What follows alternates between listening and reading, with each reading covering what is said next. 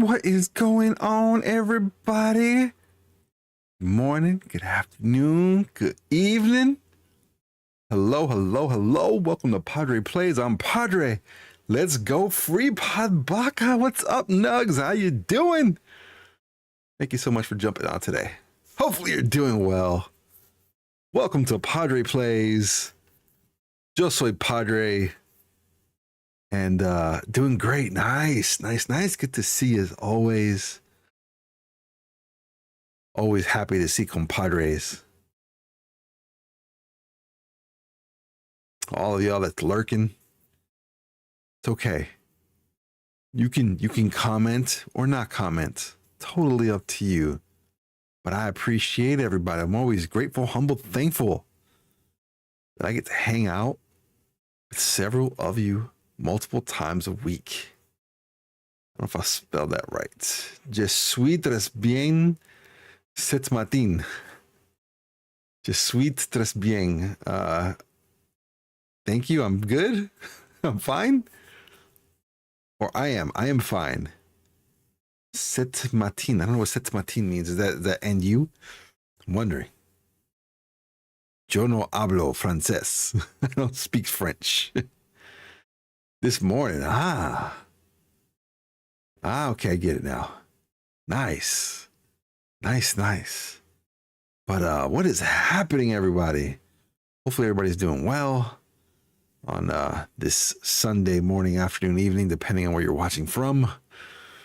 And I have returned to play more Genshin. So I guess there was a part of a story that I missed. I didn't do. I don't know how I missed it, but I did. So I'm gonna tackle that here on stream today. I think there might be another one that I missed, so we can complete all this Natlan story stuff. So I'm gonna just go check that out and do some of that today. I don't know if I used the right set because it has ses and ce. It's like some words in Spanish. I don't know if it's spelled exactly this way, but we shall go with it. We will do it. Yes. Yeah. We'll make it right. We'll make it work. But anyway, hopefully everybody's doing well. Thank you guys so much for jumping on today. I'm trying to, like, in my mind, really express what my goal is here in terms of trying to play Genshin right now. I'm all about the primos. It's almost like you gotta be like, give me some of them primos, just for you guys to get wishes and wish on characters, and be all about that money. See, you have enough wishes for Madre Vuka, so I got lazy and chose not to 100% Natlan right now. Are there no? Well, we'll look here in a minute, but I think there's primos attached to these when I do these, when I complete these. So I'm all about those primos. Where do I get some more of them primos at? I mean, just to wish on some characters with some cool abilities. And it seems like almost many other games are like moving towards this model now too, of having to purchase in-game currency to purchase in-game items, virtual items. I'm gonna go broke after Madre Vuka and Tlalocan. Madre Vuka must come home. Must come home. I don't even know how I'm gonna use her yet, but the day she comes out, let's go. Let's pull. Start pulling for Madre Vuka. I know, right? Free to play games have battle passes for no reason. Yeah, just they're all moving towards that now. It's interesting. I'm not for it. I'm not 100% for that. So I think they need to come up with something different, something better.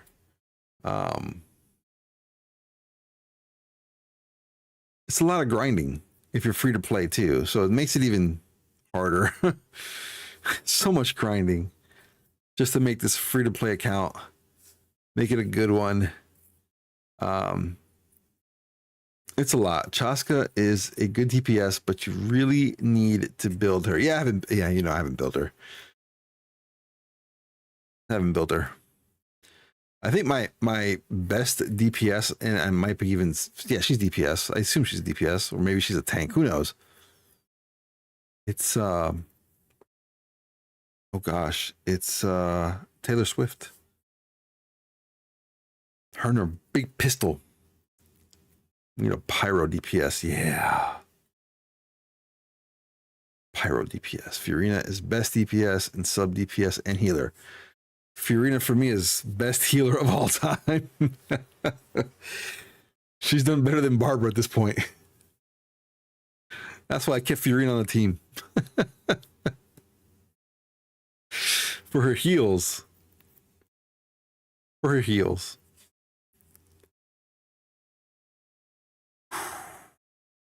She can do it all, because I forgot to add that she can buff too. Your wifey can do it all. That is true. She's a great help. 100% great help. And she's on my squad, so she's one of the mains. One of the mains I have. I don't think she's been swapped out of any team yet.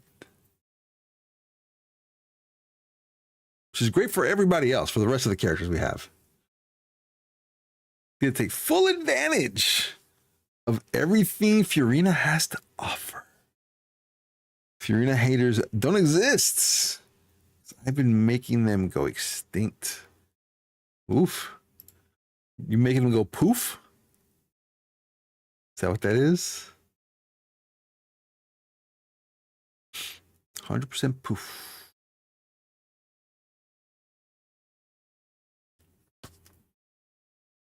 All right, guys. Let's get ready. Let's do this. Let's make this happen.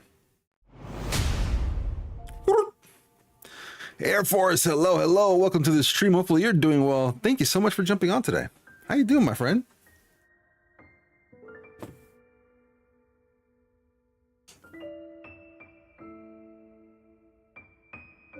All right. Let's go.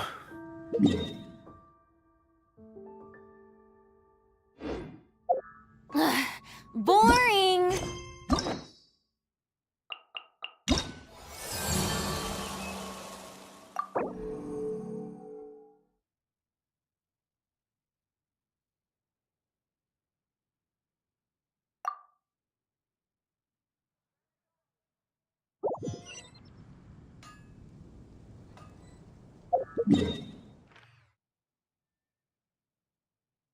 Where is it? Here we go. Oh, my Christmas was great. Thank you so much. Thanks so much for asking. I pretty much slept all Christmas. I had to catch up on sleep. It was so much going on with the company. I barely got any rest, but now, yeah, I got some sleep that day. How was yours?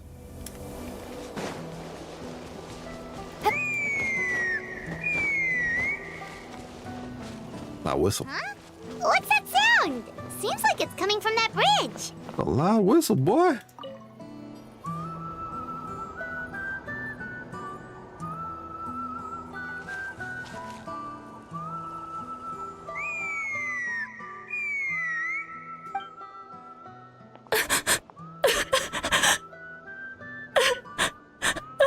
Poor thing. Oh no! Why is she crying? Should we go check on her? Just in case she's thinking of doing something stupid. The usual weekend? Nice. As great as it could be, eating, drinking, movies, and being merry. Now with my brother gone, I'm getting ready for a bonus stream tonight and my 4th annual New Year's Eve stream Tuesday. Oh, nice. Nice. Check you out doing the New Year's stream. Awesome. Well, can't wait to see that notification. Pop on, hang out with you. We can stop her from crying by pushing her off the bridge. Oh, dang, Nux. Nux trying to eliminate NPCs now. I'd leave her be. The warriors of the Flower Feather clan are a proud bunch, who never show their vulnerability in public, even if they've gone wingless. Oh, Chaska? Good to see you again, Traveler and Paimon. Completely eliminate tears by doing that. Wow. Just wow. Before we carry on, let's get a little further away before Koyer notices us.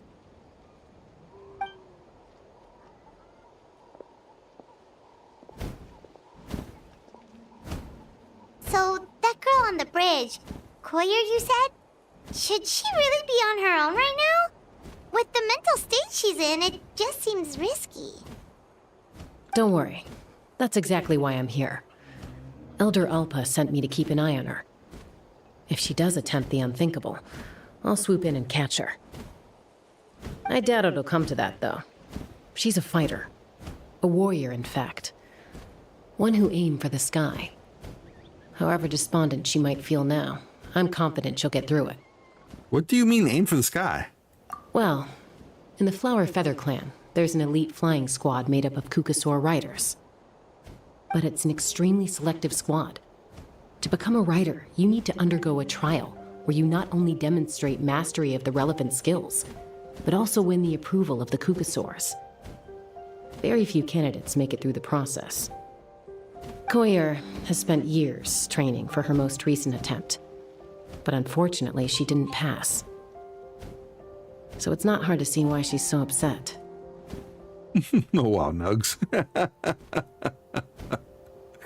Wanna push her out of the nest? Sometimes, after multiple failed attempts to pass the flying test and win the Kukasaur's approval, people get so disheartened that they give up on their dream to soar the skies. They resolve to quit trying for good. We call those people the wingless. Do they get expelled from the tribe? What? No, of course not. They're still prized warriors. We have a saying, just as the Kukasaur treasures every feather on its body, so the tribe treasures each one of its children. This hits even harder in the wake of the war.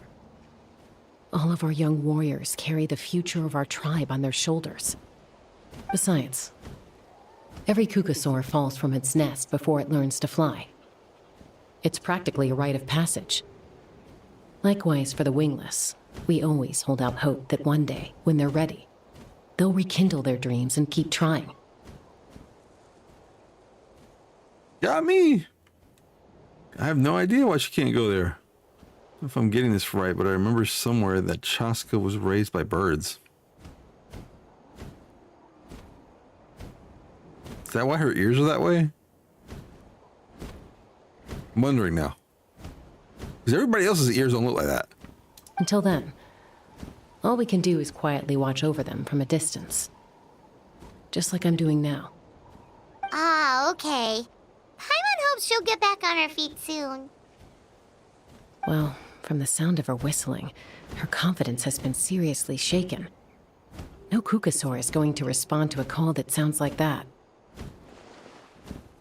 I'm a what? Whisper nice things, nothing sus. Yeah. People from my tribe call to their Saurian companions by whistling or blowing a horn. So it sounds like Koyer was trying to summon a Kukasaur to practice her flying. But the Kukasaurs are an even prouder bunch than our warriors. They would never respond to a lackluster whistle like that. First she failed the trial, and now she's struggling to even summon a Kukasaur. That's only going to hurt her confidence further. And getting trapped in that vicious circle is the kind of thing that'll make people go wingless. Surely there must be something we can do to help. That's very kind of you. Koyer's flying skills are up to par, but mentally she's stuck in a rut. If she wants to return to the sky, she has to overcome that for herself. Guess as good as mine. I'm going to lay low nearby, just in case she takes a turn for the worse. Let me give you a tour around the tribe once this is all over.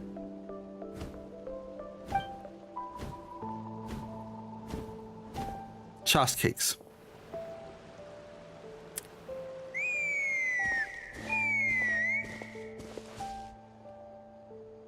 Koyer still isn't giving up. Even though Chaska said that she has to do this by herself, Paimon can't help feeling like maybe we can nudge her in the right direction. Emma wants to push her off the bridge. What if we could get a cuckoosaur to fly up to her? That might give her the confidence boost she needs. Actually, that sounds like a plan. Push her. Finish her.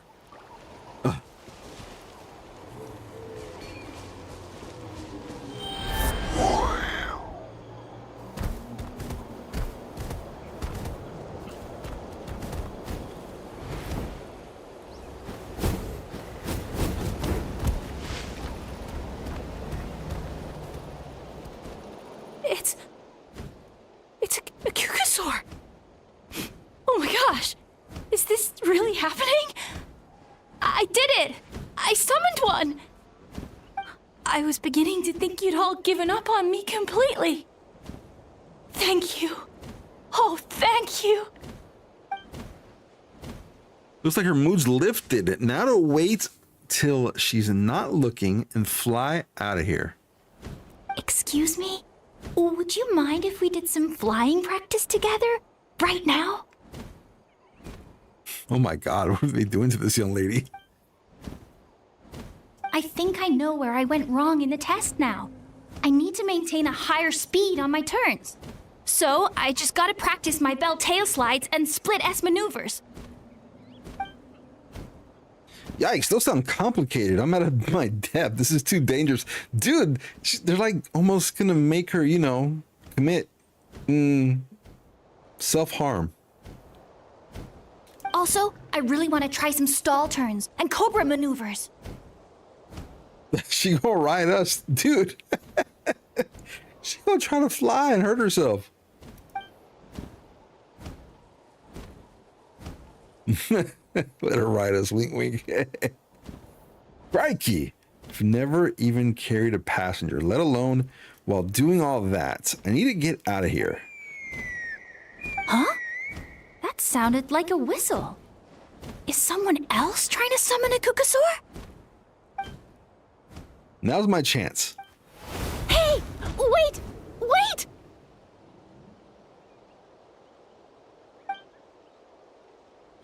With the whistle providing the perfect cover, something. Are you Went too fast. feeling better now? Let's go back to that bridge and check.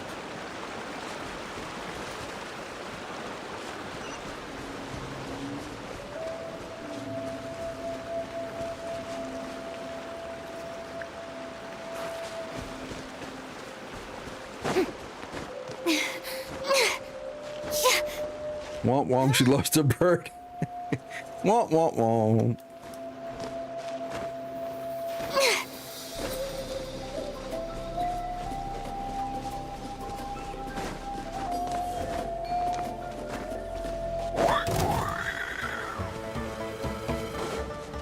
Leave me alone, or I'll make eggs out of you.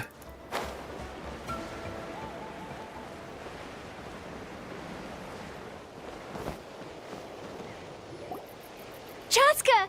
I summoned a cuckoosaur! They do still respond to me after all! Well, Although, unfortunately, someone else summoned it away again before I had a chance to go for a flight. Oh, really? That is unfortunate. But if you can do it once, you can do it again. Keep at it, and you'll pass the trial eventually. You're right. You know, I almost thought about giving up, but I'm glad I didn't. Hey, Chaska, how's Koyer doing? Huh? Who are you? And how do you know my name? yeah, how come they couldn't just ask her directly? They knew her name. These are my, friends. The Traveler and Paimon. Can't push her no more. You came up in conversation the other day because I was telling them about up-and-coming warriors in our tribe. Oh, the Traveler, huh? So that's you. What do you mean up and coming? I'm closer to being wingless than I am to passing the trial. Anyway, we haven't met before, have we? You look so familiar somehow. Maybe you saw him in the stadium? Or anywhere, really. He's been all over Natlan lately, so it's not surprising that you've seen him around. If you say so. Yeah, that must be it. Koyer, Chaska.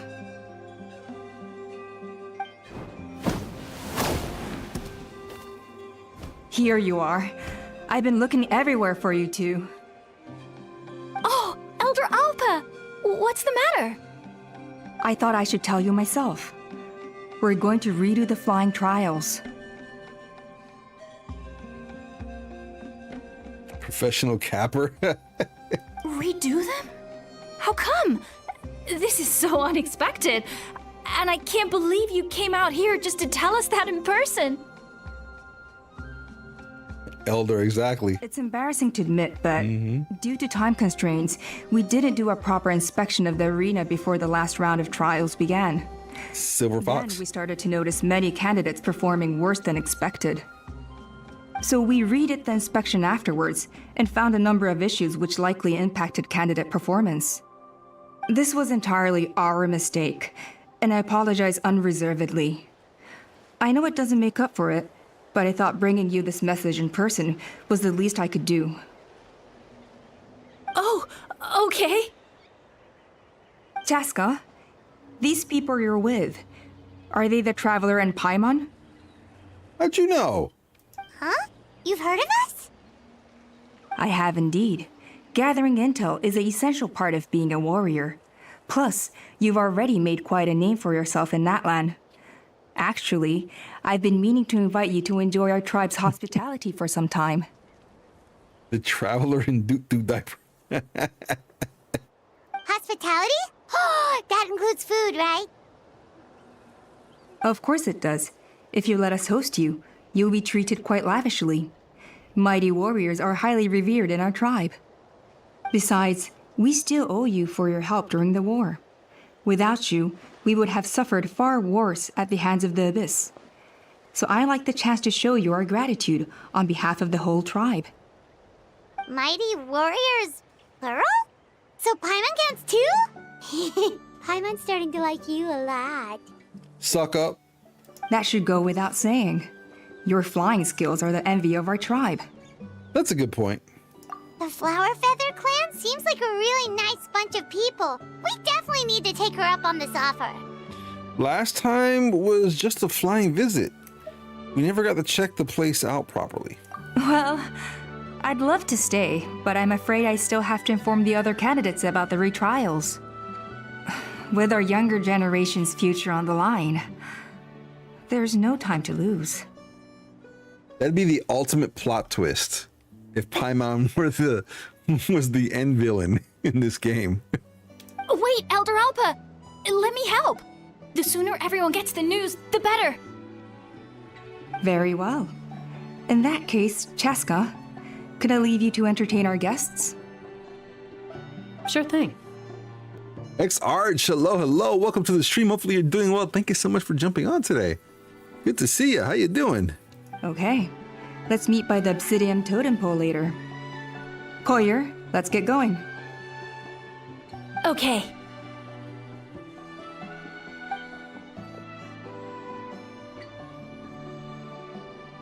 All right, they're out of earshot. I'm just gonna come out and ask.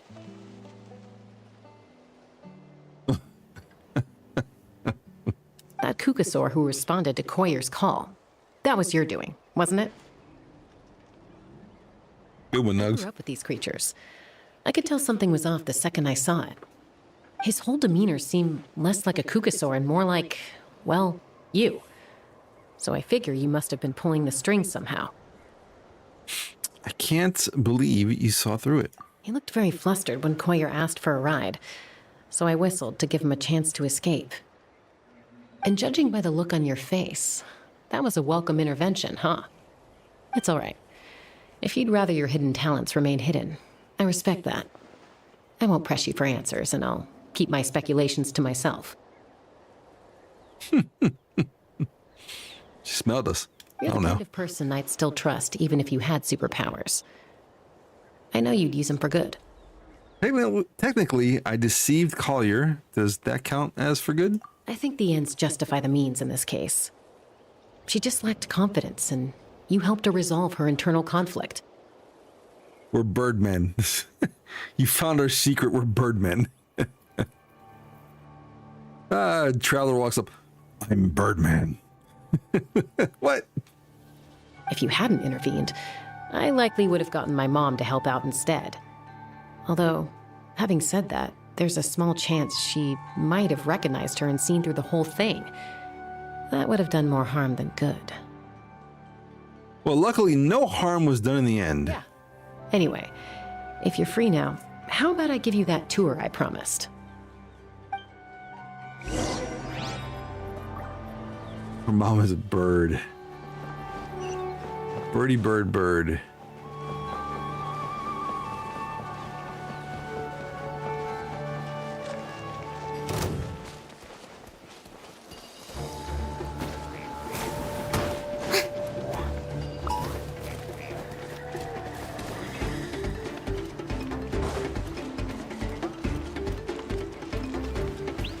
I have to in the bed. What?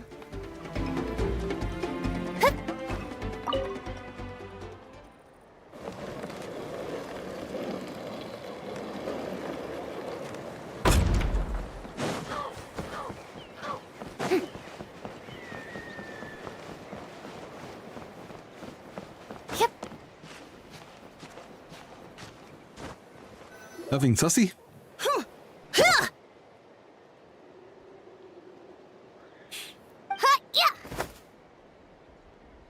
Ready?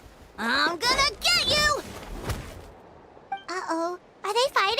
Should we try and break them up? They're fine. Just doing their daily combat training. Combat training? A little young for that, aren't they? Not to us. We're a tribe of warriors. In ancient times, we were the most elite troops in the nation, responsible for patrolling and defending all of Natlan. And even though times have changed, we've kept our martial spirit alive. Hey, is that Chaska? Chast cakes. Jessica, you're back. Oh, can you come train with us? Now's not a good time, I'm afraid. I'm showing the Traveler and Paimon around. Maybe next time. The Traveler and Paimon? Wait, you mean that legendary warrior and legendary flying expert? So you've heard of us. Legendary? Yep, that's us, all right. Did I watch the new Mavuka animation? I have not. There's a lot of shots of her personality. Ooh, nice. Send me a link. Want to see it. Awesome. It's so cool that you can fly without having to ride a cuckoosaur. Even Chaska could only do that for short distances. Mr. Traveler, can you teach me some cool sword tricks? Oh, Mr. Traveler! My family shop makes the best volcano cake. You gotta try it! Let's behave ourselves, everyone. These people are here as our guests. They're going to meet Elder Alpa in a few minutes anyway. Kotini, instead of being jealous of other people's talents, why not work on developing your own? Kapak, there's no point in trying any cool sword tricks until you've mastered the basics. Have you done all your sword drills today? And Yatlan, easy does it, okay? Not every conversation has to turn into you plugging the family business. Okay. Sorry about those kids. They just got overexcited when they heard your name.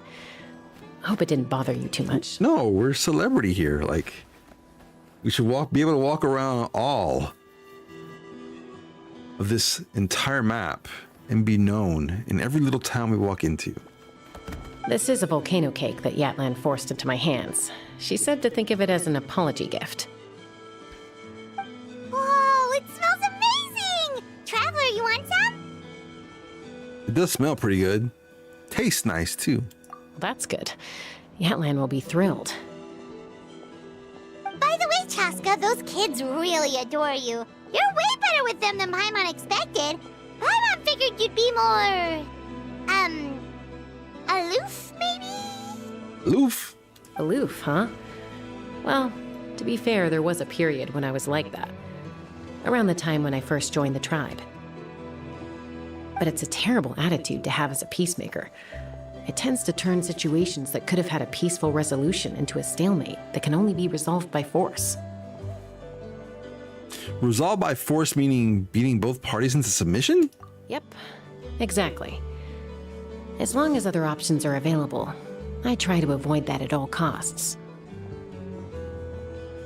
Someone once told me that peace imposed by force will crumble in a matter of days. But peace achieved through genuine dialogue actually benefits both sides. Even if sometimes the parties are only willing to negotiate because they're both armed to the teeth. That's true. Hey, Chaska! Uncle Cusco knows you're back, and he's coming to get you. Oh, thanks. Traveler, Paimon, gotta dash. I'll meet you at the totem pole up ahead. You can't miss it. It sticks out like a sore thumb. Wait, are you running away? First rule of conflict resolution? Grab the fan and run before the you-know-what hits. Trust Chaska Before to the make doo-doo even diaper running hits. away sound cool. Sorry about this. Just stall him for me, okay? I'll explain everything later.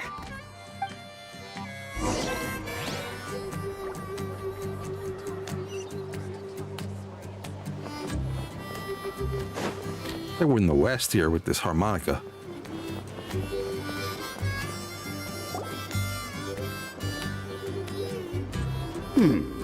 A golden-haired outlander and a white flying object. You must be the traveler in Paimon. I heard Chaska was with you, but I suppose she's run away again, has she? Sorry, who are you? Who am I? Only her father. She's supposed to go for a checkup every 3 months to see how her abyss condition is doing. We both agreed on it. But she's already missed 3 checkups this year. That's 3 out of 4. Abyss condition? Yes. She got exposed to abyssal energy as a young child. Then her birth parents abandoned her. It's lucky those wild cuckoosaurs found her when they did, or she wouldn't have made it. They took her under their wing and raised her as one of their own. Eventually, some riders out on patrol spotted her and brought her back to the tribe. But she was practically feral at that point. The moment you took your eyes off her, she'd be getting herself into a fight, or she'd run away to be with the Saurians. She seemed to prefer them to her own kind. She might as well have been a Saurian in human form. That must be the aloof period she mentioned, right? How do you remember when you saw her tweaking when her sister died and we saw her cakes? So she was raised with birds. I do remember. She hates doctors. Sounds like there was more going on than just being aloof. We later discovered that her exposure to the abyss had planted seeds of conflict in her heart. So, we started trying to bring it under control. That was the abyss sickness. Oh, dang. But ultimately, she's the only one who can control it. Anyway, she's much more human these days. Yeah, don't worry about her. She seems pretty stable to Paimon. She's probably only avoiding the checkups because she thinks it'll stop you guys from worrying about her. Yes, I'm well aware of that. She knows she needs to be careful. If her condition ever took a turn for the worse, she wouldn't be brushing it aside like this. Then what's there to worry about? It's just, every checkup she's been to, they find new cuts and bruises. Nothing to do with the abyss, of course. Oh no, that's all fine. The problem with her is, she's her own worst enemy. She's been living dangerously again. I'm sure of it. That's why she's avoiding the checkups. She wants to hide it from us. Yeah, Paimon can see her doing that. Oh. In the past, she always had Koichi to keep an eye on her. Now Koichi's gone, and I don't want to lose another daughter. Koichi. Chaska's been increasingly reckless since Koichi passed. It's like she's trying to make up for it somehow. Next time you see her, please tell her to be careful for me. even if she doesn't want to hear it. If she doesn't want to do these checkups anymore, that's fine.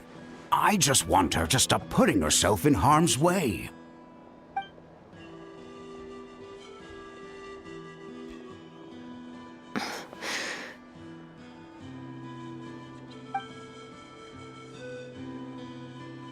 Cusco rambles on about Chaska and Koichi. You patiently listen until the bitter end. Whoa, where did the time go? We should be back up with Chaska before it gets any later. To get to the totem pole, we need to head north, right?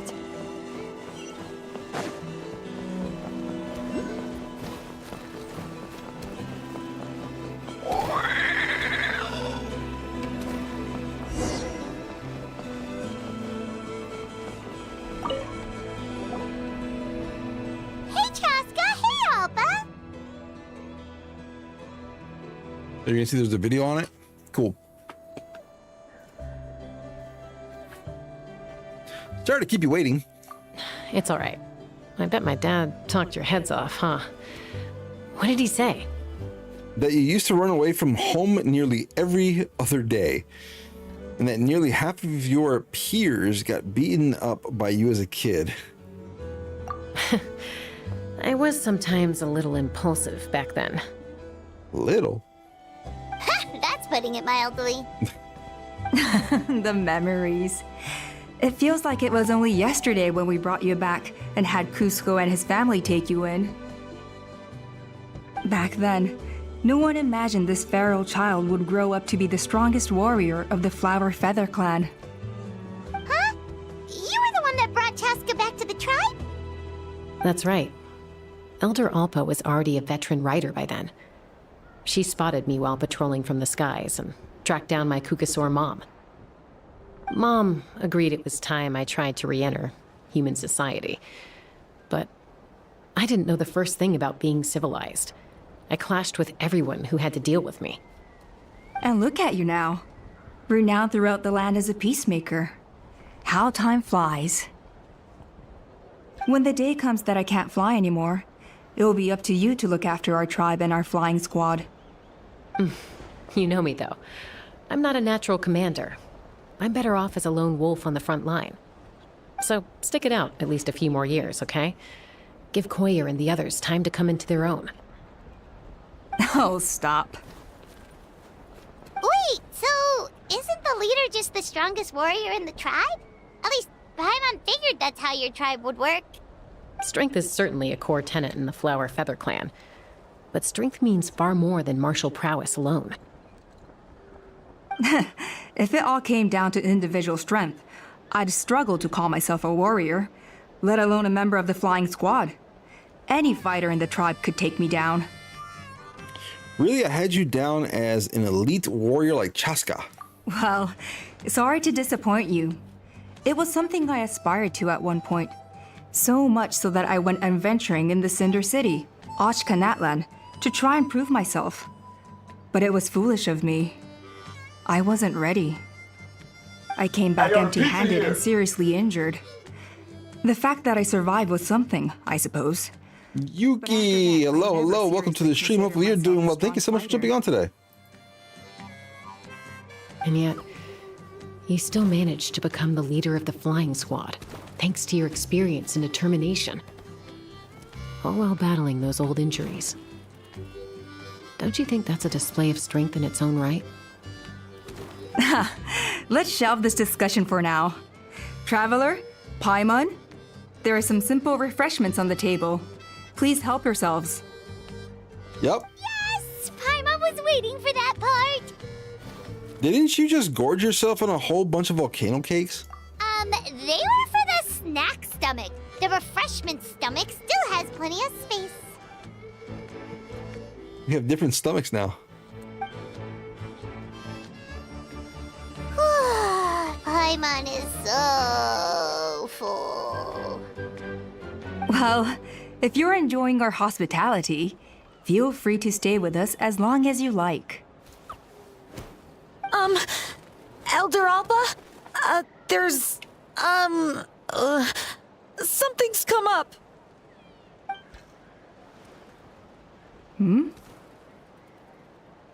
What happened? Is it serious? Shall I deal with it? It's... Some merchants showed up. Not from our tribe. They said they're here to discuss some potential collaboration with us. Why now? This is terrible timing. There are a few wingless that we haven't managed to reach yet, and we still haven't inspected the retrial arena. Wow, what a busy schedule. I guess that comes with being an elder, huh? Let me handle the other errands while you meet with the merchants. You shouldn't be trying to do everything at your age. You should help too. Seems only fair after all that food we ate. It'll help the digestion process. We're not here for a free lunch. Well, much obliged. Cheska, the remaining wingless are all people you know. Let's see. Pishika now manages the floating target balloons. Waska's probably still addicted to Eyes on the Feathered Prize, and Junon spends her days up on the flying platform, staring at the Cinder City. I'll leave you to tell them the news.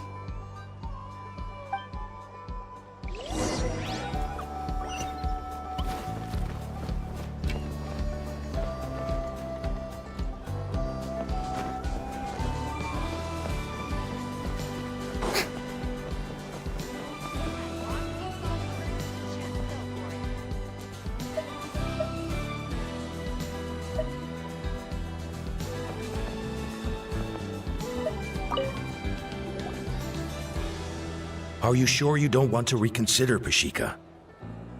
I appreciate it, boss. But honestly, I'm pretty happy with my life nowadays. Pashika, they're redoing the flying trials. Huh? Lutoda? Ah, did Alpa send you? I was just telling Pashika the news, actually. The way things are with the tribe these days? I mean, you don't need me to tell you. This here is no future for a seasoned warrior like you. Ah, come on, boss. Do you have any idea how long it's been? I've been wingless for years now. I'm not cut out for that anymore. Of course, I'll do my part if we ever need to defend the tribe. But there's really no point in me trying out for the flying squad now. I've already made my peace with it. Not everyone has what it takes to return to the sky after going wingless. Elder Alpa's perseverance is something else. And it's okay if I'm not destined for greatness. I might not have the Kukasaur's approval, but with my hot air balloons, I can still reach the skies. Handling these balloons every day, seeing how the customers react, the looks on their faces, that's enough for me. Welcome back. Finding something you love doing can be just as hard as passing the flying trial. It's worth holding on to. Fair enough. It's your choice. I won't force you. Oh, by the way, you should try taking a balloon ride if you've got the time. Once you've been up there for yourself, you'll see why I love it so much. I'm a little busy at the moment, but next time for sure. No problem. If you ever want to give it a try, you know where to find me.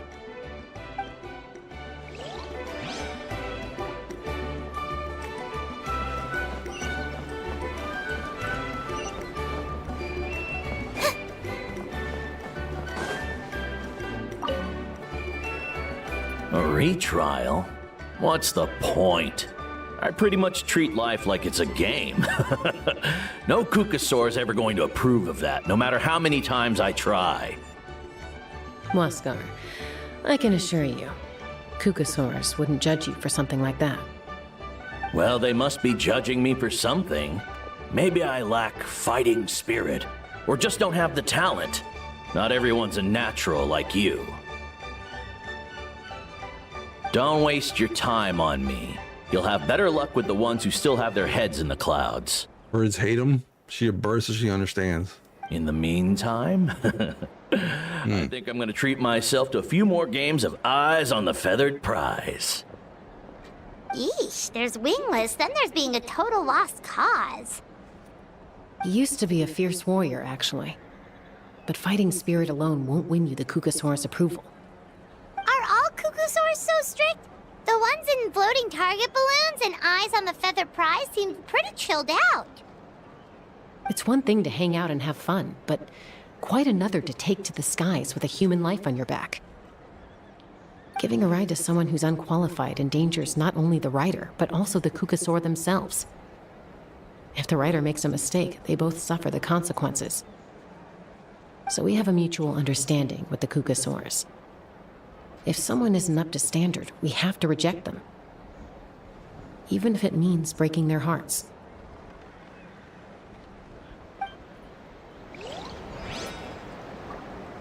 Paimon called him a loser.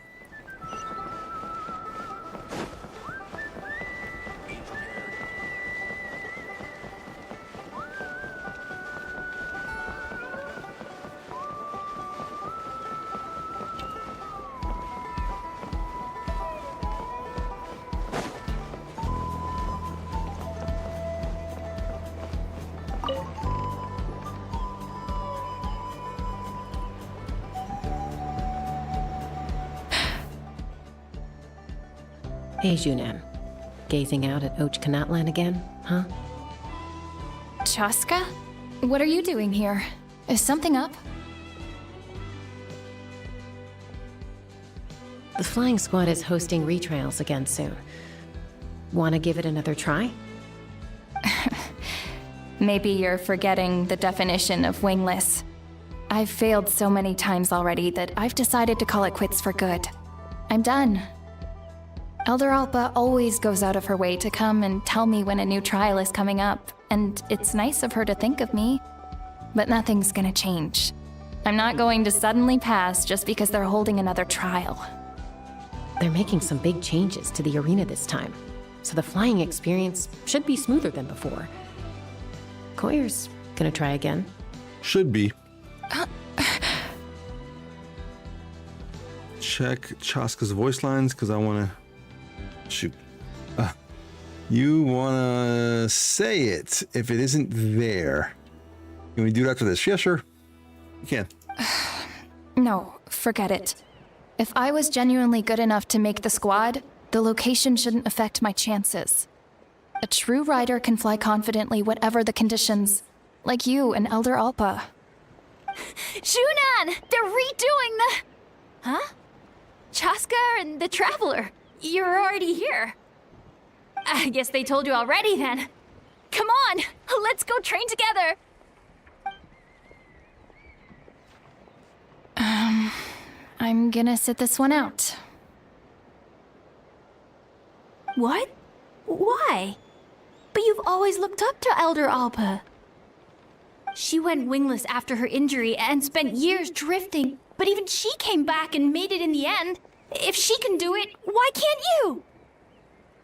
I mean, I don't have that kind of perseverance. And besides, the last thing I want to do is fail in front of her yet again. No confidence. Oh, come on. You know you don't need to worry about that. All right, well, how about we just treat this as you being my mentor? Then will you train with me? I mean... Enough umming and ahhing. Let's just get up in the air and figure it out as we go. Wait! Hold on, slow down. I can't keep up. Well, that's one way to do it. Yeah, Zunan unwittingly chose the hard way. They've been best friends since they were kids. If anyone knows how to get Junan out of a rut, it's Koyer. Stop yapping. You helped Koyer deal with her internal conflict, and now she's done the same for someone else. You know, people often talk about how one conflict leads to another and so on. But sometimes in life, things spiral in a good direction instead.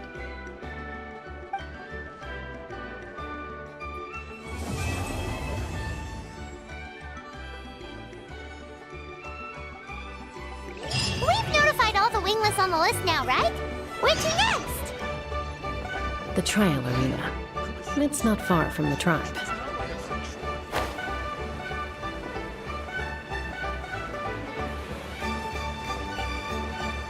So many gems wasted. Oh, you didn't do your Nikkei today. Ooh.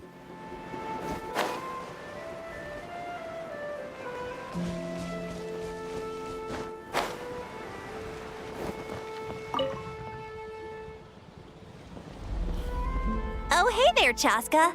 Did Elder Alpa send you? Yeah, she's got other things on her plate right now. How are things looking here? Well, the inspection revealed numerous blockages all over the trial arena. It looks like they're the result of ley line disorders caused by repeat abyss invasions. Theoretically, we just need to clear those obstacles, and the arena will fill up with gaseous phlogiston again. But that's proving difficult to achieve in practice, for all sorts of reasons. Why don't you head on down and check things out for yourself? Feel free to ask the staff for more details. Said Mary's gonna be mad at you?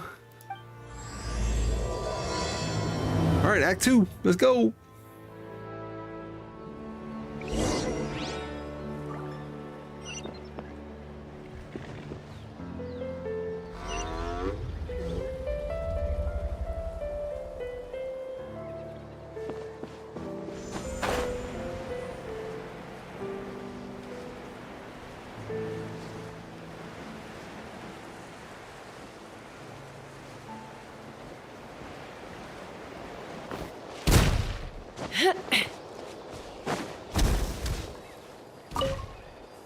How strange.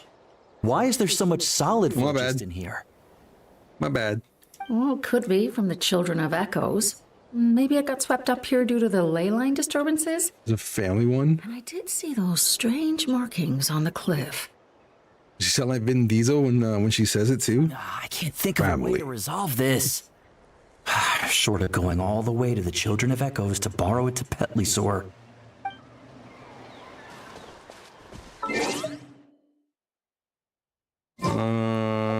Be right here.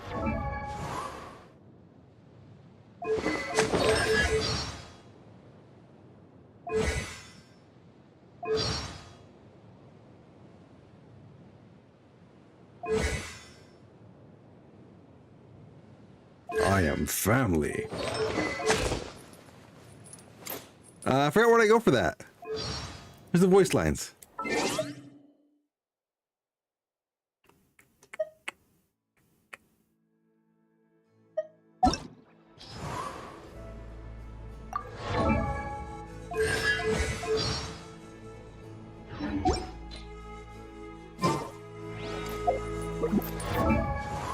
I thought it used to be here.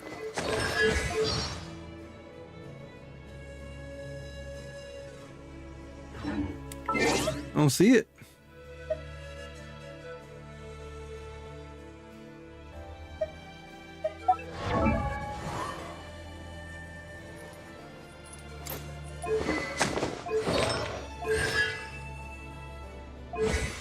I thought it was here. I guess not.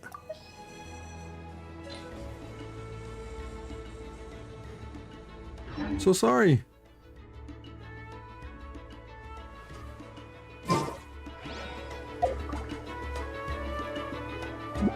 Oh, it's there on PC, but not on console, huh? How strange. Why is there so much solid phlogiston here? Well, could be from the Children of Echoes. Maybe it got swept up here due to the ley line disturbances. And I can't think of a way to resolve this. Short of going all the way to the Children of Echoes to borrow it to Petlisor. Yeah, just say it.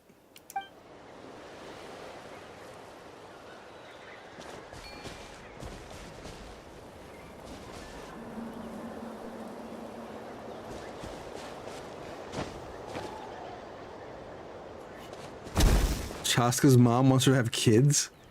What?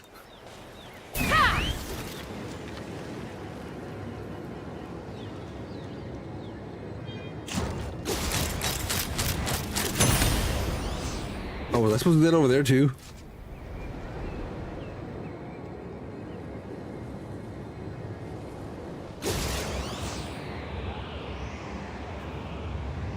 No? Maybe? Perhaps?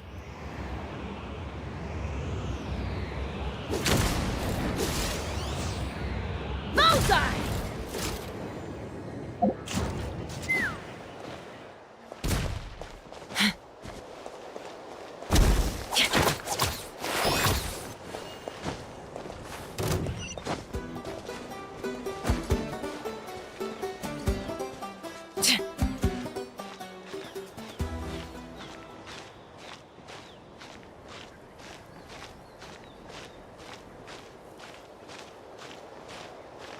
The bird is gonna set you ablaze. Imagine like dousing you in, getting ready to light that flame, and it says just blaze. You messed up. Messed up way to go.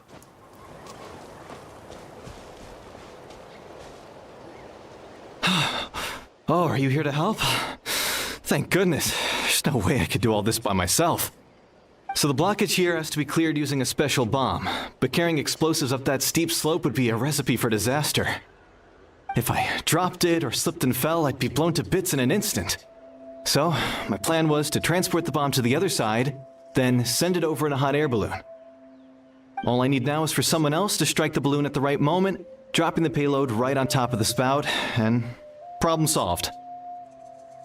You know what's interesting? You're wearing the Austin 316 shirt because I just watched the 6-part Netflix series called Mr. McMahon. Oh, yeah. That was a good one. Yeah, I'm wearing the Austin 316 shirt. I like wrestling too. Spent a lot of the 90s watching Stone Cold. So yeah, I'm a fan. What do you think? Simple enough, right? I think you can handle that. Is that hot air balloon up there yours too? Huh? Oh, that one. No, I've got no idea who that belongs to. Yeah, and that's the bottom line. What? I just wish I could fly up there and check out what kind of tech they're using. Ah, well. Getting the trial arena back in order is more important. Ah, you're a Goldberg fan? Nice. Again, in the 90s I watched a lot of wrestling, and I would flip between both channels. Trying to see what happened on one show versus what's happening on the other. Goldberg was good too. He just couldn't put on a long match. I'll head over and set up now. Let me know when you're ready. Brutal force. All right, get ready.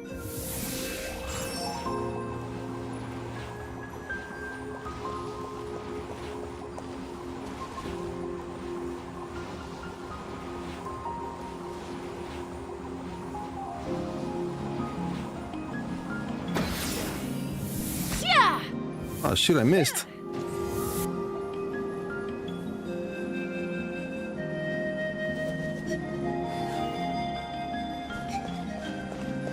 All right, get ready.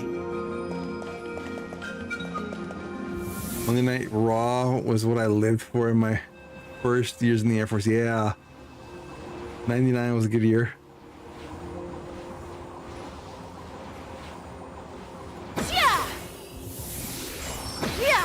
Bro, how?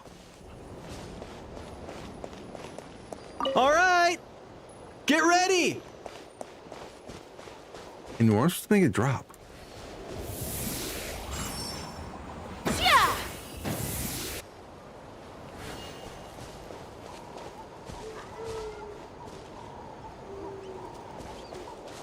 Boom.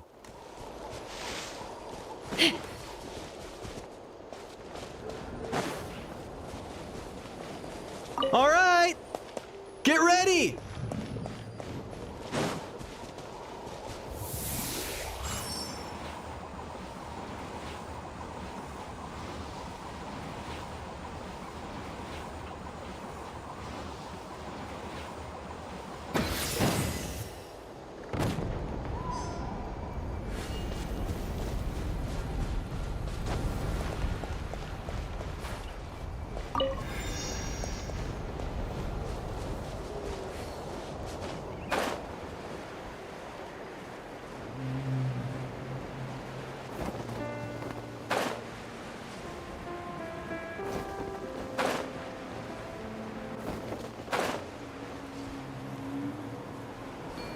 All right, thank God I don't have to hear this guy say, all right, get ready anymore. I think it should be possible to clear this spout with just a few hard hits. But there are signs of strange life in here. Meddling with it might be dangerous. We gonna do it anyway.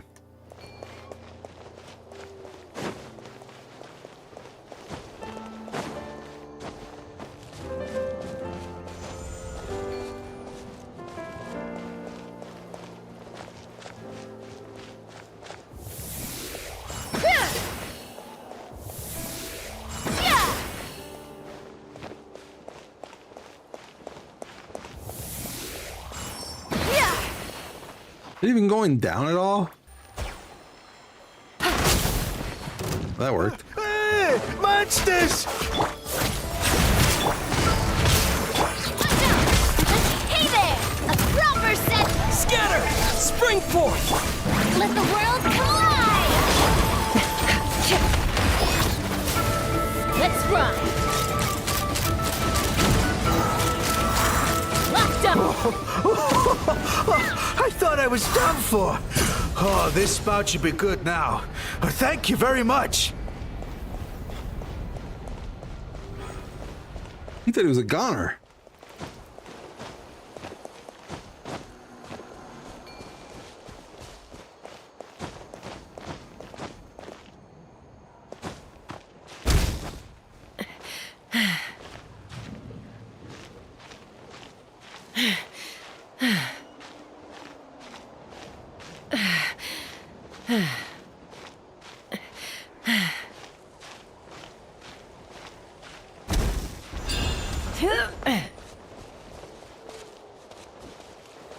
How strange. Well, could be. I can't Yo. think. How strange. Well, could be. I can't think. The gaseous phlogiston is being replenished. Looks like all the spouts have been unblocked. Let's head back up.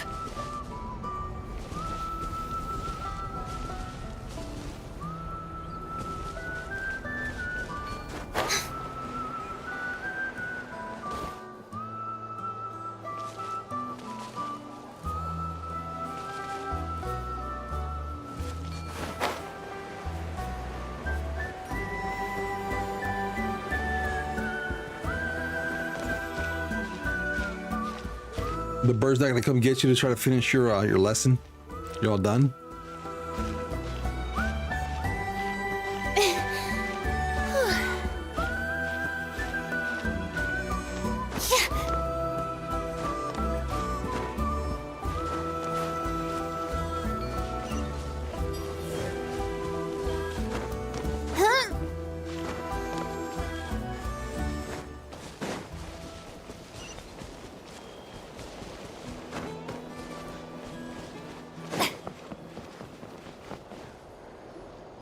Wow, you took care of everything in no time at all. Incredible work. Now we just have to wait until the gaseous phlogiston is fully replenished. Then we can kick off the retrials. Actually, Inkanak, I'd like to do a test flight first, just to make sure we're not missing anything.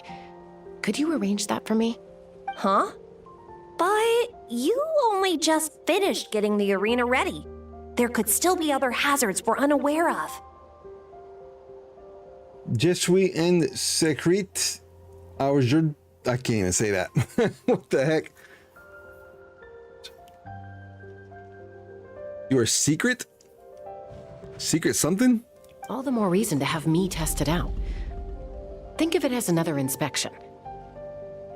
I guess you're right. With your flying skills, you won't be in any serious danger, even if there are hazards we overlooked. The conditions in this area seem a little unstable. Oh, you're safe today. Test flight is the only way to catch any lingering issues. Got it, got it. All right, I'll get things set up for you. Just let me know when you're ready. Padre, no parlez-vous français?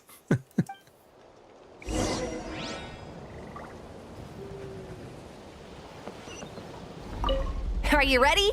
This should be a piece of cake for Chaska. Sure, should be fine. Try to be. All right, then spread your wings and fly.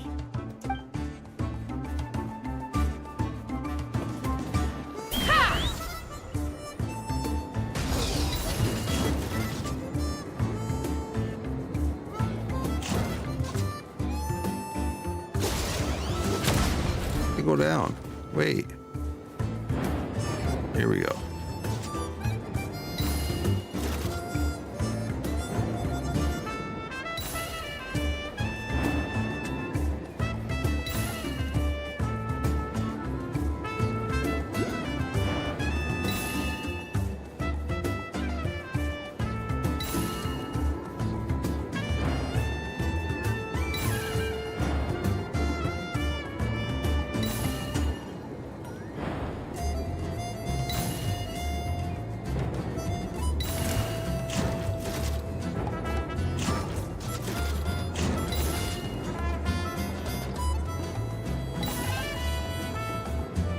don't know if I'm gonna beat this. I need 7 more with 30 seconds left.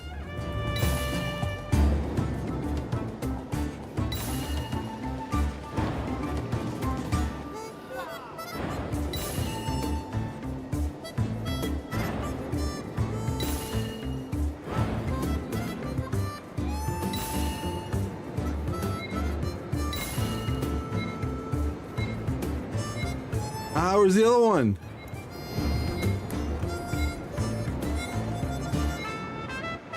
Oh, I missed the other one.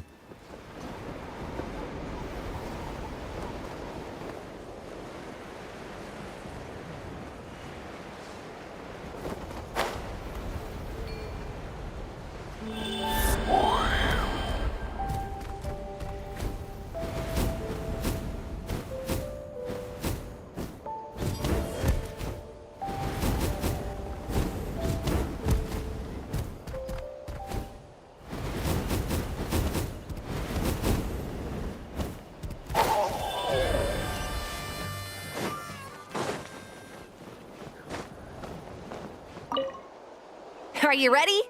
This should be all right. Nah.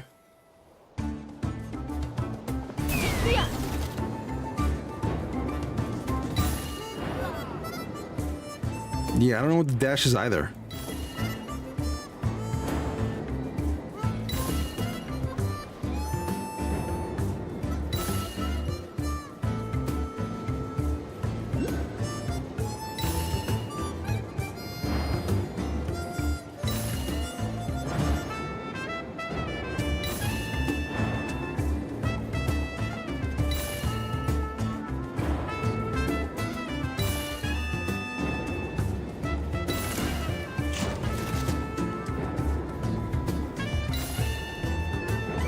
Come on, Chaska. You can do it.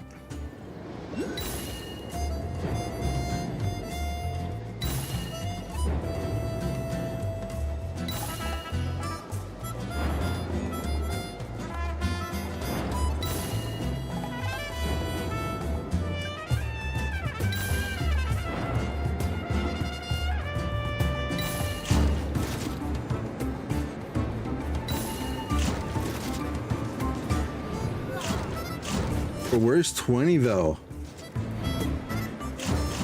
Oh, I'm about to say.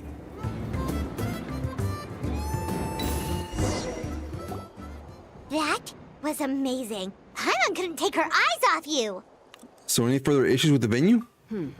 No, nothing major. Give it a few days, and we should be able to conduct the trials. Help! Help me! You're from the Flower Feather Clan, right? Please, come quick. You've got to help us. Catch your breath first. What's the situation? Yeah, what's happening? We got attacked by a Kukasaur. My friends are still stranded in the middle of the road with the goods we were transporting. Please, I'm begging you, save them. Huh? Are Kukusaurs really that aggressive? Do they usually attack groups of people unprovoked? Not in my experience, but there are exceptions to every rule. Let's go check it out.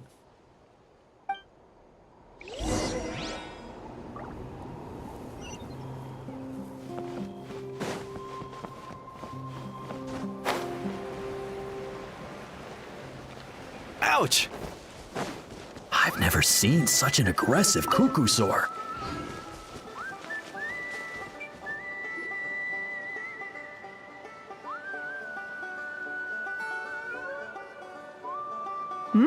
Chaska? Traveler? This is a surprise. Elder Alpa? Huh.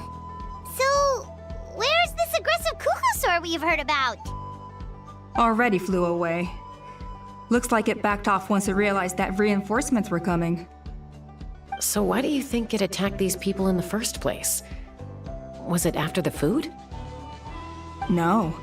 These merchants are even transporting food. Ah! Thank goodness! The phlogiston wings are intact! You can make scrambled eggs out of their eggs, and then eat chicken too. Phlogiston wings. Thank you so much for coming to our rescue. These phlogiston wings are our most prized goods. If anything happened to them, it would ruin us. Wait a minute. Are you the merchants that were looking to collaborate with us? Wormy told me about you. Yeah, that's us. Wormy. So I take it you're Elder Ulpa? I am. You must be exhausted from your journey, not to mention shaking up from the attack. Let me bring you back to our tribe to rest. We can talk business after you've recovered. But Elder Alba, what about the Kukasaur attack? Well, our guests here weren't seriously injured, and their goods are intact. Perhaps that Kukasaur was just having a bad day. There are so many of them around here. You'd expect something like this every once in a while. I don't think we need to pursue it any further. More importantly, how are the preparations for the flying trials going? Is everything in order over at the arena? Everything's on track. The trials will be able to start very soon. Huh? Did you say flying trials? What a coincidence! Sounds like a perfect use case for our phlogiston wings. You'll be pleasantly surprised by what they can do. Oh, really? Now I'm intrigued. Well then, let's forget all about this Kukasaur attack for now. We have some serious business to discuss.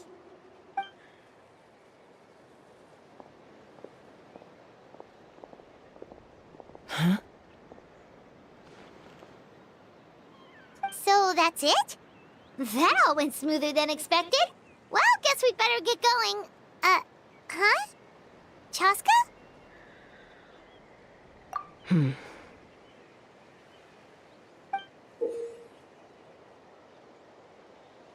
blood-stained feather. Ooh.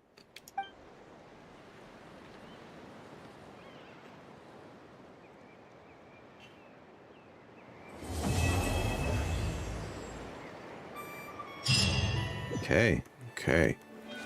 The Flower Feather Clan should be about ready to hold the new flying trials by now. Let's go check it out.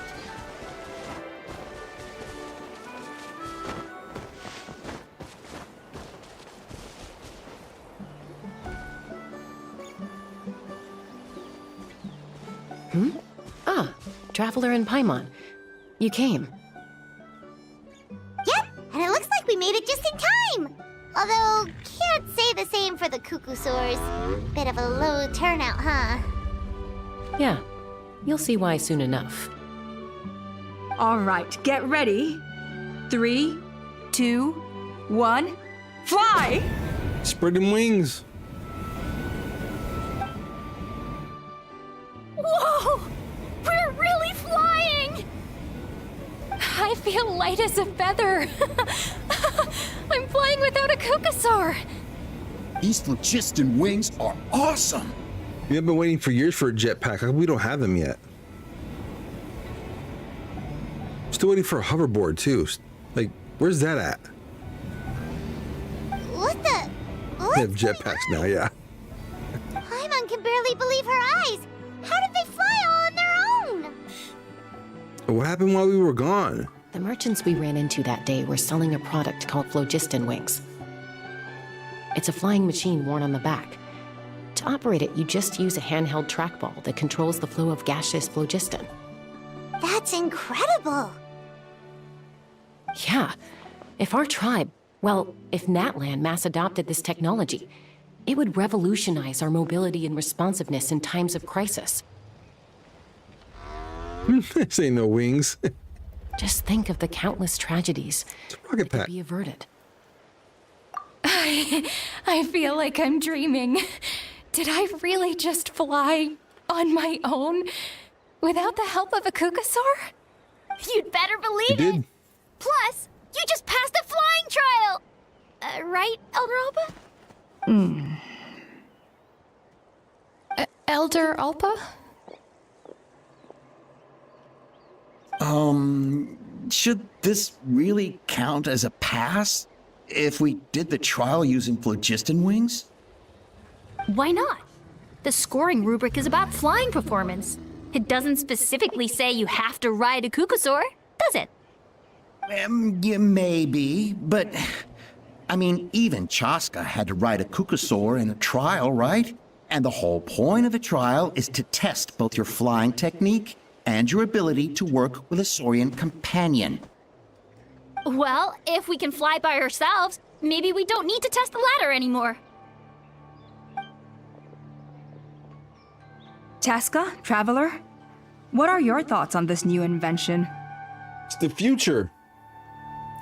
It's a good innovation. The sooner it's widely adopted, the better. It's an unknown quantity. You should use it with caution. You see? Even the Traveler agrees. I agree. Future.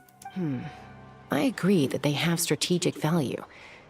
But I don't think it makes any sense to evaluate candidates by the current testing standards if they're using phlogiston wings.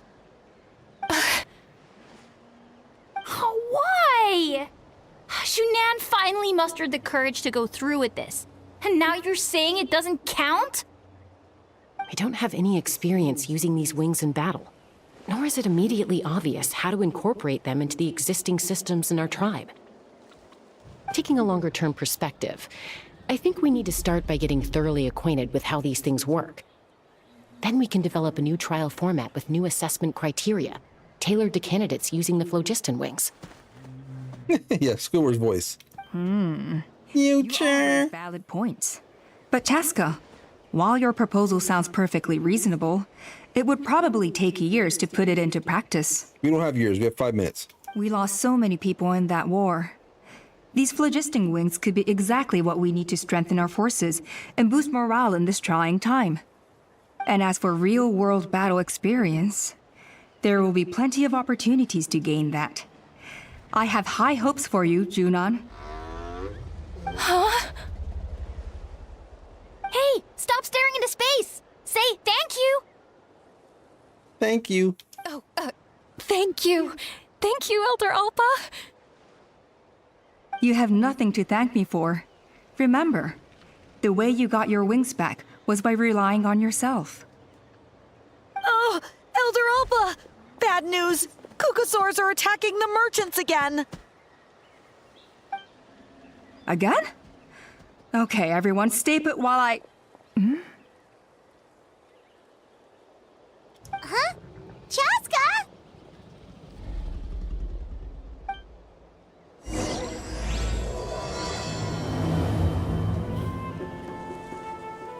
Act 3? Chaska rush off like that? And then Elder Alpa and the others too? You see a pattern? Let's see what this is all about.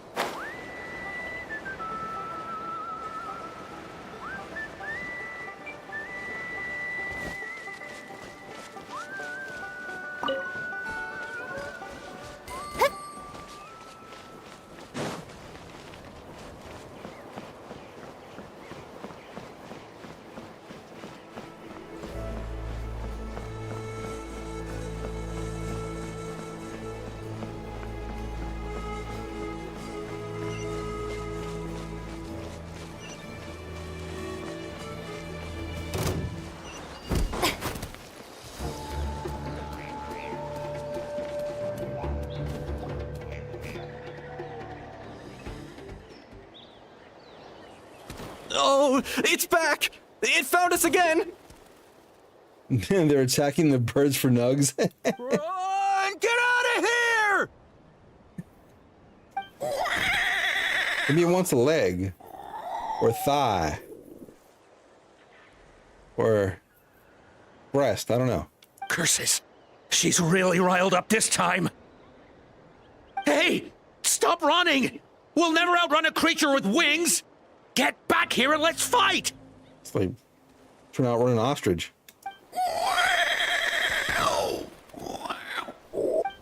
Stop! All of you!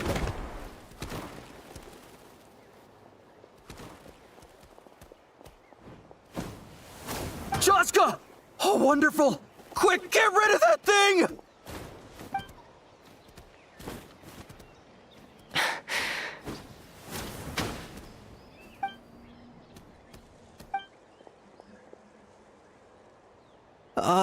What's going on?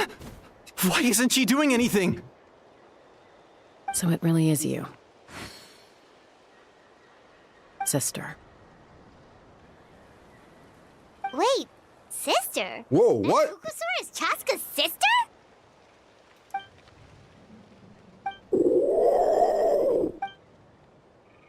What?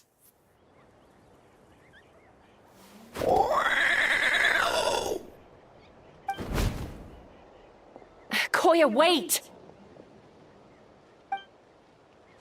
Is Chaska gonna be okay? Should we go check on her?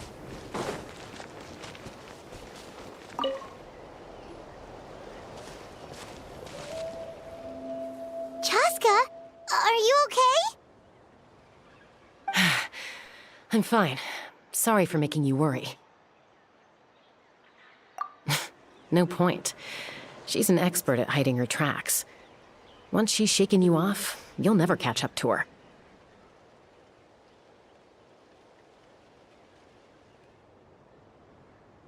At least, I always used to lose to her at hide and seek when we were kids. When you were kids? Well, yeah. You know I was raised by kukasaurs. Anyway, she and I grew up in the nest together. Her name's Koya, and she's my big sister. We played together all the time, chasing each other through treetops or mountaintops. It felt like it would go on that way forever. Until the day I was sent back to live with the humans. Not all kukasaurs are friendly towards people. Koya, for instance, she's fine with me because we grew up around each other, but she's not fond of other humans. When Mom decided to send me away, Koya strongly protested, and after I left, she became more and more reluctant to interact with humans. Maybe she thinks that humans stole you away from her. It's a possibility, but in any case, we still stayed best friends at first. I had a hard time adjusting to life in the tribe, so whenever something went wrong, I'd run off into the wild and vent to Koya. Ah, so that's what Uncle Cusco was talking about. He said you seemed to prefer hanging out with Saurians to your own kind back then. Yeah, I did. But then, gradually, everything changed. With a new mom and dad, a new tribe, and Koichi. I started getting curious about these humans, and made an effort to understand their behavior. The more time I spent with them, the less I spent with Koya. And then, one day, it was Koya's turn to leave the nest. She sought me out and asked if I was willing to leave the tribe and go live in the wilderness with her.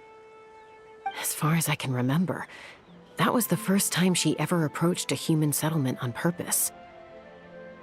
So, how did you answer her? Well, I wouldn't be standing here talking to you if I'd said yes. In other words, you turned her down? No, I was torn. On the one hand, I'd already made up my mind to embrace my new family and accept my human identity. But I also knew that Koya wasn't a fan of humans, and I didn't want to disappoint her. That's so weird. She took my hesitation as an answer. She saw it as a personal betrayal, threw a huge fit, and then flew off. We hadn't seen each other since, well, until today. Not for a lack of trying, though. I tried asking Mom where Koya's new nest was so I could talk things out with her. But Koya had already asked Mom not to tell me where she'd moved to. It must be hard for Mom, being stuck between her two daughters. So I didn't press the issue. And I didn't go looking for her. But after today's events? If things carry on like this, I need to make sure I find her before anyone else. Even if she doesn't want to see me. For now, let's bring the wounded back to the tribe. And see what Mutota and Elder Alpa have in mind.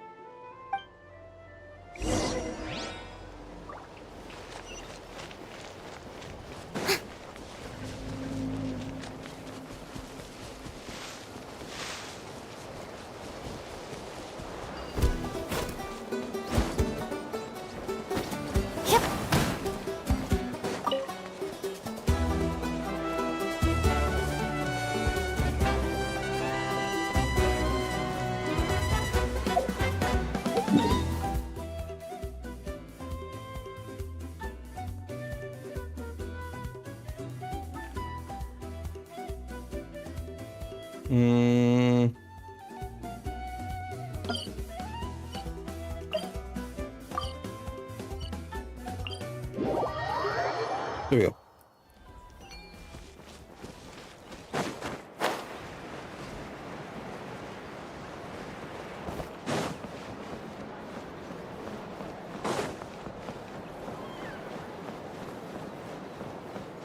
Come on.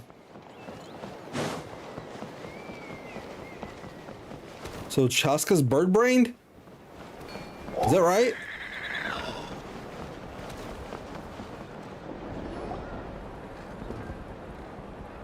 So, I hear there's been another Kukasaur attack. Ha! I knew it! They're wild animals, and they can't be trusted. Hey, show a little respect. The Kukasaurs are our partners. She's bird-brained. Maybe in the flying squad, but they don't give a hoot about the rest of us. Well, now that we have the phlogiston wings, do we even need the Kukasaurs anymore? Are you kidding? How are we supposed to protect our tribe without them? I didn't mean it like that. Huh? Protect our tribe? Or are you just scared that your precious flying squad will lose its prestigious position? You take that back! Things are changing so quickly. Chaska, there's a conflict emerging there. Aren't you going to nip it in the bud? The whole tribe's talking about this now. Breaking up a single fight won't solve anything. The real source of conflict here is the phlogiston wings, and what happened with Koya. On any other day, people would just brush this attack aside. After all, clashes between wild Kukasaurs and humans are no more common than those between people. But now that the phlogiston wings have entered the equation, it's sparked a debate over whether our tribe needs the Kukasaurs at all. I worry that we risk repeating the mistakes of the Cinder City. Back then, Lord Ochkan's hatred of the Saurians nearly destroyed the peace forged by the Pyro Archon. Chaska, to prevent things from deteriorating further, I'd like to task you with restoring peace to the tribe. I will. Traveler, you've already done so much for Natlan, and the Flower Feather clan has no right to ask more of you. But... say no more, I'm in. Chaska's my friend. Flower Feather tribe are my friends. Looks like I was making a mountain out of a molehill. And don't forget about Paimon. Just leave this to us. This whole situation has unfolded so quickly that it's put us on a back foot. To tell the truth, it makes me a little suspicious. You think someone might have orchestrated all this? It's possible. Leave it with me. I'll look into it. Also, Chaska, could you try to keep a low profile while you're out there digging around? We don't want to give our hand away. I'll do my best. Say less. Chaska's cake looked at us, so we gonna help. Chas cakes. Okay, so where should we start? This all began with Koya's attacks. If we can find out what led her to do it, that should give us something to work with. But will she even talk to us? Unlikely. Given how she reacted when I showed up, I don't think she's forgiven me. If you want to resolve a conflict through dialogue, sometimes you need a third-party facilitator. Let's go see my mom.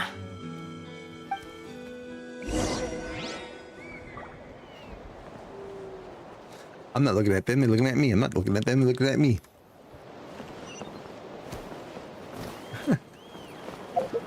They're taunting me is what they're doing.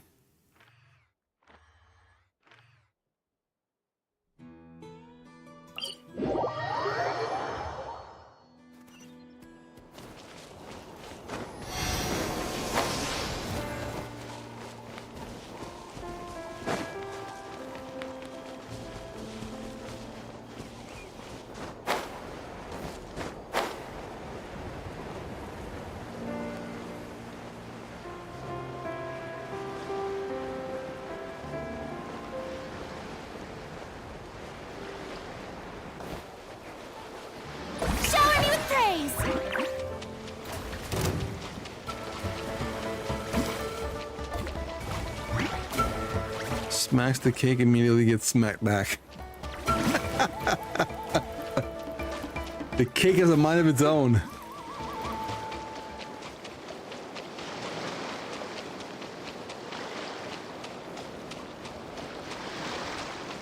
The cake went into self-defense mode.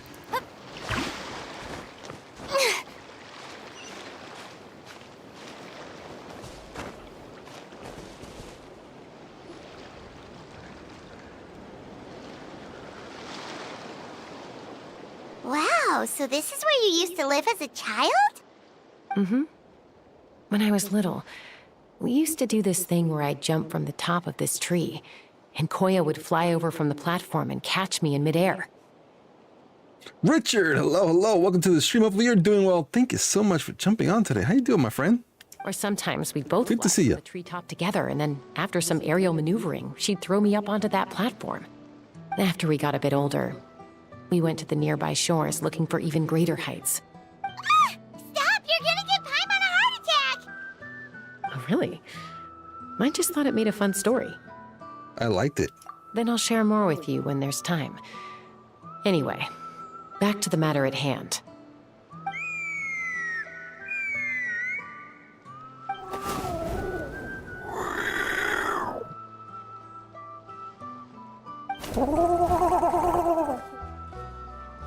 Cheep, cheep.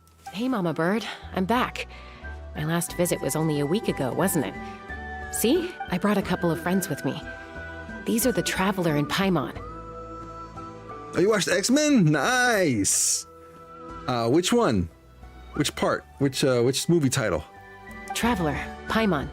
This is my mom. Her name is Chimpu. In the human tongue, anyway.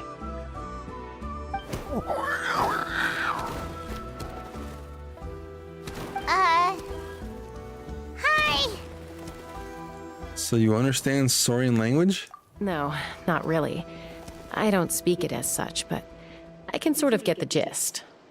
Although, even then, it's basically a best guess based on their sounds, body language, and expressions. Seems to work about 9 times out of 10, anyway. As for whether Mom understands me, I can't always tell. But somehow we still manage to communicate. Call it the family bond, I guess. Jeep.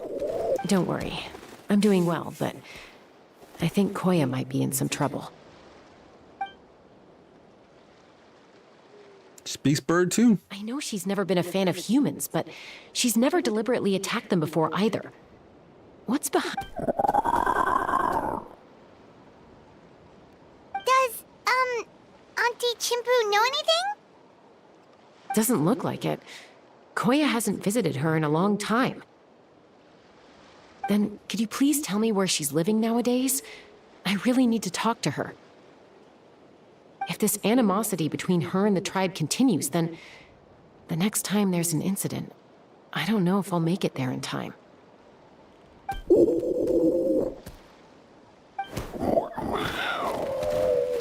What did she say? She said she'll take us there. Thank you, Mom. X-Men Apocalypse, that's a good one. Ancient Egypt guy comes back and wreaks havoc. Yeah, that's a good one. I like that one.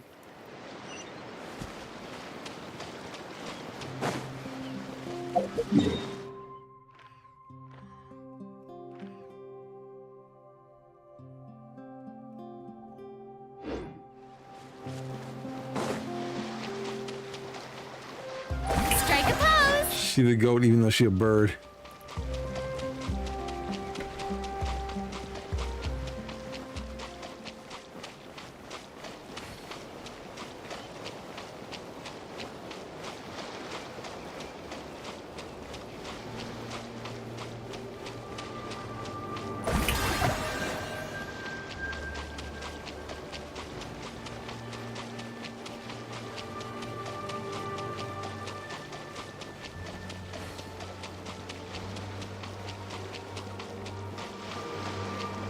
Bro, that's a long way.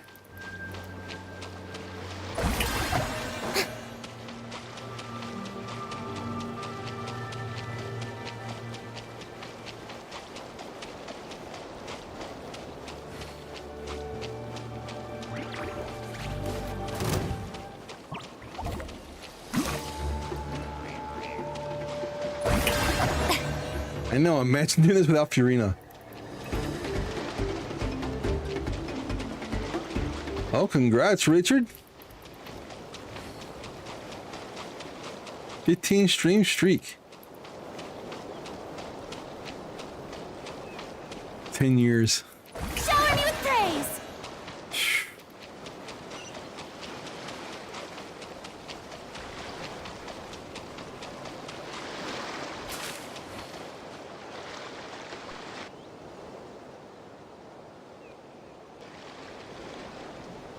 This is a really remote location. Guess she was trying to get as far away from humans as possible. We stay here? Okay. Got it. Traveler, Paimon. Mom says we should stay out of sight for now. She'll talk to Koya first. You get a 69 streak? Koya is very hostile toward humans right now. So if we show up unannounced, it might just make things worse. Got it.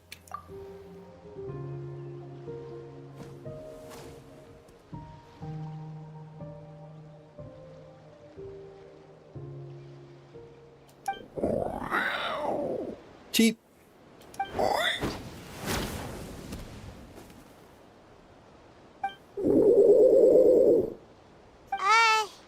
Any idea what they're saying?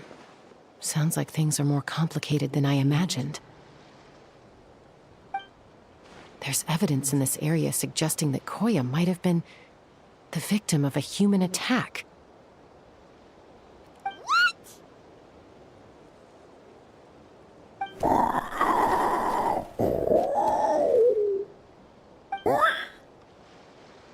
No!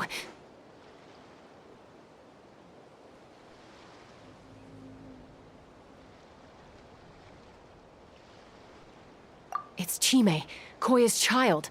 The attackers kidnapped her. They came over the sea, under the cover of night, and they took Chime. Chime? What the heck? Who would do such a thing? I searched day and night, and finally found them.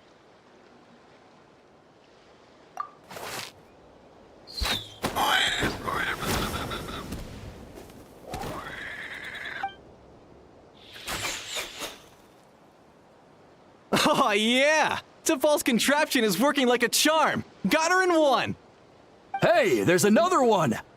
Wait, is that the one that got away last time? Who cares? Just get them all. T'Pol pays us per catch.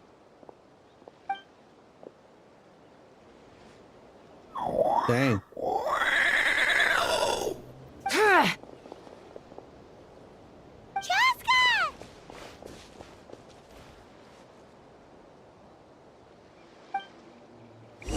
Joska? How do you get here? Quick, stop her! Don't you even Stop think her. about running away. Good luck. One shot, one kill.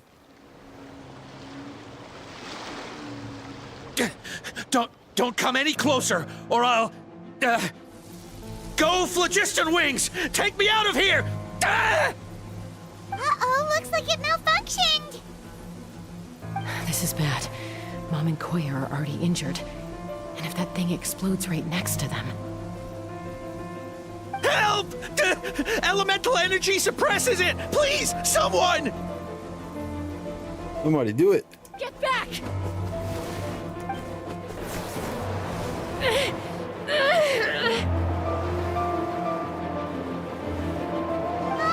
It's still going, and it's getting worse. Guess we need a more permanent solution. All right then. Budget cuts, huh?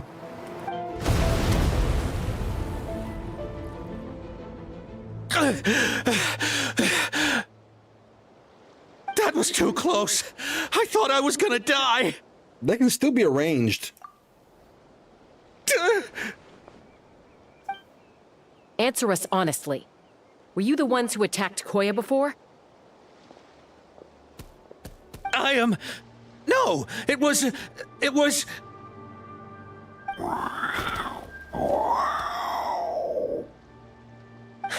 Well, she says it was you. Ooh. If you still want to deny it, we have other ways of making you talk. Just tell me, who sent you here? Who sent you? It was to Paul. He told us to catch all the wild Kukasaurs we can find. And he also said that this Kukasaur has become a thorn in his side, so it needs dealing with urgently. To Paul? Huh. Sounds familiar. But where from? Well, he tends to send his orders in writing.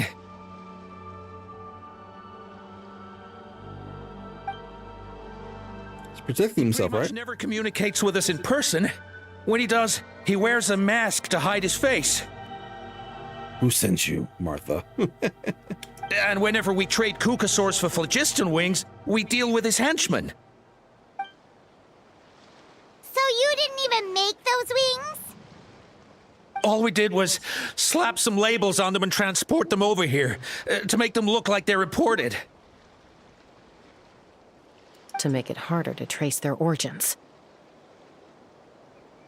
I don't know, honest! Well, that's mighty convenient, huh? What about if I held a gun to your head? Would that change your answer? No need.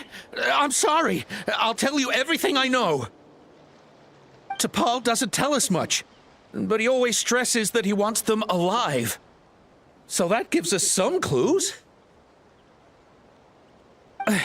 This is just a best guess, of course, but we suspect that the gaseous phlogiston stored in the trackballs is drawn directly from the Kukasaurs. What? Cheap. Easy now. You're still injured. Hey, keep talking. Chaska American. Yes, ma'am. So, the gaseous phlogiston has to be highly refined in order to power the phlogiston wings. The slightest imperfection can have disastrous consequences, as you just witnessed. But the Kukasaurs have a natural ability to process gaseous phlogiston. So, if you use them as an intermediary, then...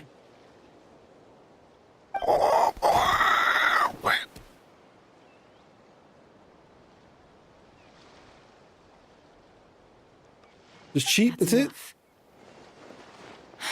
So the Kukasaurs you took, where are they now? T'Pol should have them. But no one knows where he's based, apart from him and his henchmen.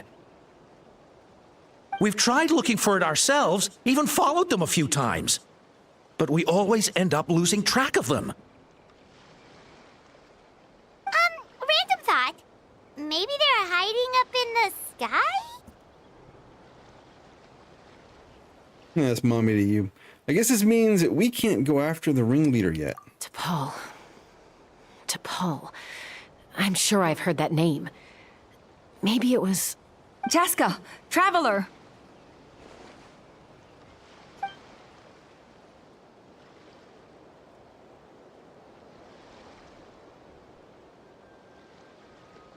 That voice! It's Alpa!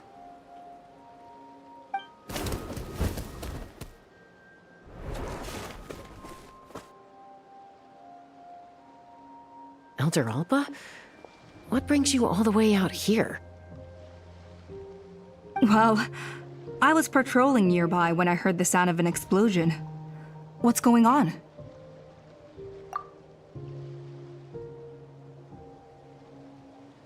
I don't believe it. Elder Alpa, does the name T'Pol ring a bell to you? I feel like I've seen it written down before. Maybe in a list of candidates for the flying trials? Huh? So he's a member of your tribe then? No. If he was a member of the Flower Feather Clan, I'd definitely know him. Shall we head back to the tribe and do some investigating? Now that you mention it, I do remember a young man from outside our tribe who came to participate in our flying trials once. You were away on a mission at the time, which is probably why you don't remember him. He was a craftsman from the Children of Echoes, but he'd always dreamed of soaring the skies, so he wanted to join our flying squad. The Children of Echoes? That's rare. But despite his best efforts, he unfortunately failed to pass the trial and gain the Kukusaur's approval. In the end, he went wingless and returned dejected to the Children of Echoes. Wingless, huh? Maybe he invented the phlogiston wings to get revenge on the Kukusaurs. Perhaps. Or maybe it's simply his way of dealing with his regrets over his past flying endeavors. Either way, it doesn't excuse his abuse of the Kukusaurs. I'm gonna take these guys back and expose the truth to the tribe. It's time for this conflict to end. So you gonna shoot him up? Easy, Chaska. Remember what I said about keeping a low profile? The ringleader still hasn't shown himself, and this man's allegation about powering the phlogiston wings with Kukusaurs is only speculation. Bringing these men to the tribe now won't win over any current supporters of the phlogiston wings. In fact, it may even escalate the conflict further. After all, many are mistrustful of the Kukusaurs after recent events. Is that why T'Pol waited until now to try to capture my sister? I don't know.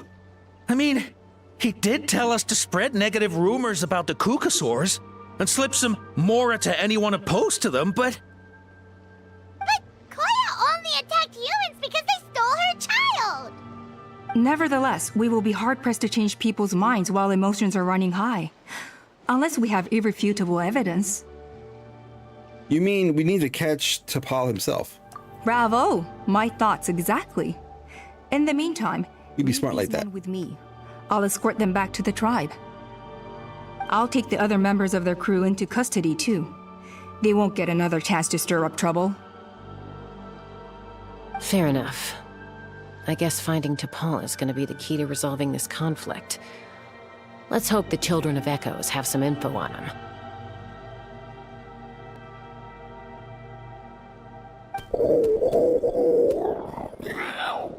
Sorry, whatever it is, it'll have to wait till this is all blown over. I have to fix this situation before it spirals out of control. That's the reward, huh? The kiss from Chascakes.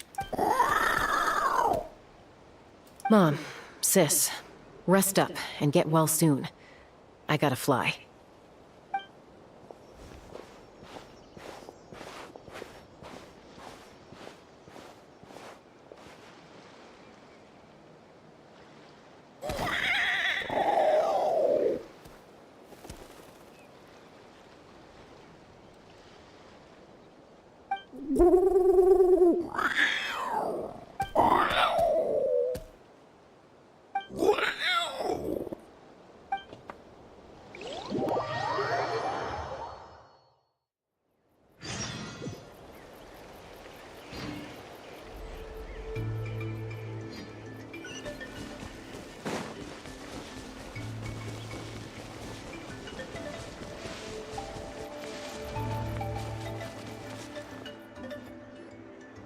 So Alpa says that T'Pol's from the Children of Echoes.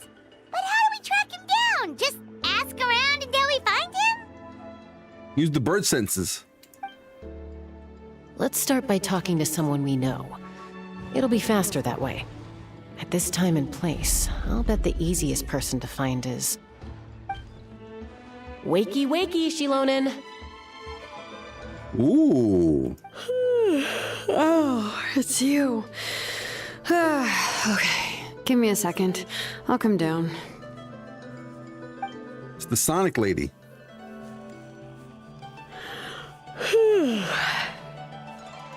Seems like you two both love climbing trees. I climb trees to fly further and see farther. I don't usually stop for a nap. Well, we're not all like you. Always full of energy, even after flying around all day. Yeah, So, you've come all this way and interrupted my precious nap time. Might I inquire as to, why? I'm sorry, Tlalocan, but it couldn't wait. Does the name T'Pol mean anything to you? He's a craftsman, apparently. Huh. T'Pol. Yeah, that rings a bell. I think that's Puma's child. Is he in the tribe right now? Nope, I'm afraid you're a few years too late. Why are you looking for him? It's a long story. Huh, phlogiston wings. Wow, okay. The kid actually pulled it off. Well, looks like, no more rest for me today. Pulled it off? You mean he's tried making something like this before? Yeah, he started trying to build a flying machine right after he got back from the Flower Feather clan. So right after he went wingless, then. Was this flying machine anything like the gun you made me? You mean your gun that's harder to tame than the proudest Kukasaur? No, he wanted to build something that allows anyone to fly freely, even if they're not naturally gifted. But he never got very far back then, though. Blew up his workshop a few times and barely made it out alive. I never really kept up with him after that. His parents traveled a lot in their youth and only returned to the tribe after he was born. But they settled in a remote area and don't interact with other people much. Which means most people in the tribe don't know them very well. Your best bet is to chat to his direct family. I'll, go get Puma. Wait for me in front of the workshop. I won't be long.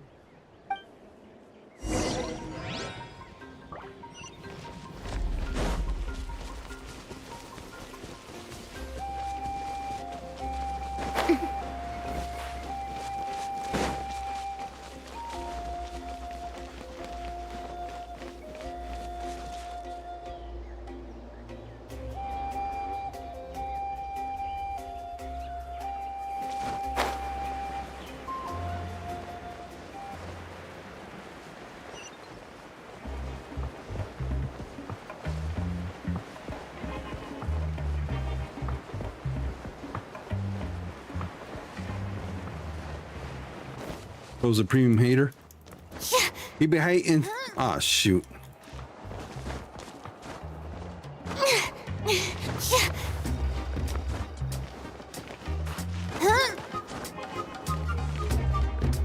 Here we go.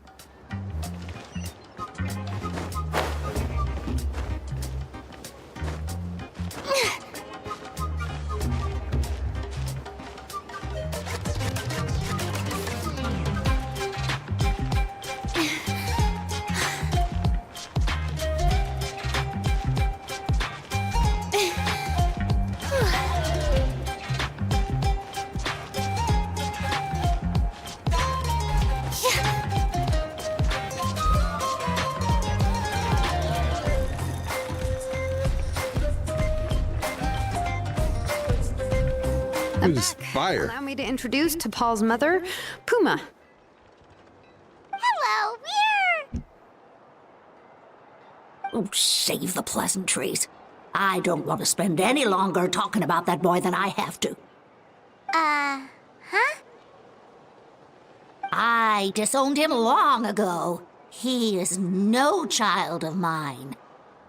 All he cared about was his pipe dream of reaching the sky. Oh, we tried to talk sense into him, but he was obsessed. And then when he left us, he spouted some nonsense about building a workshop in the sky to avoid the constant criticism of us ground dwellers. He left his notebook behind. Whatever questions you have, you can look for them in there. I am done talking about him. He's no son of mine. He never...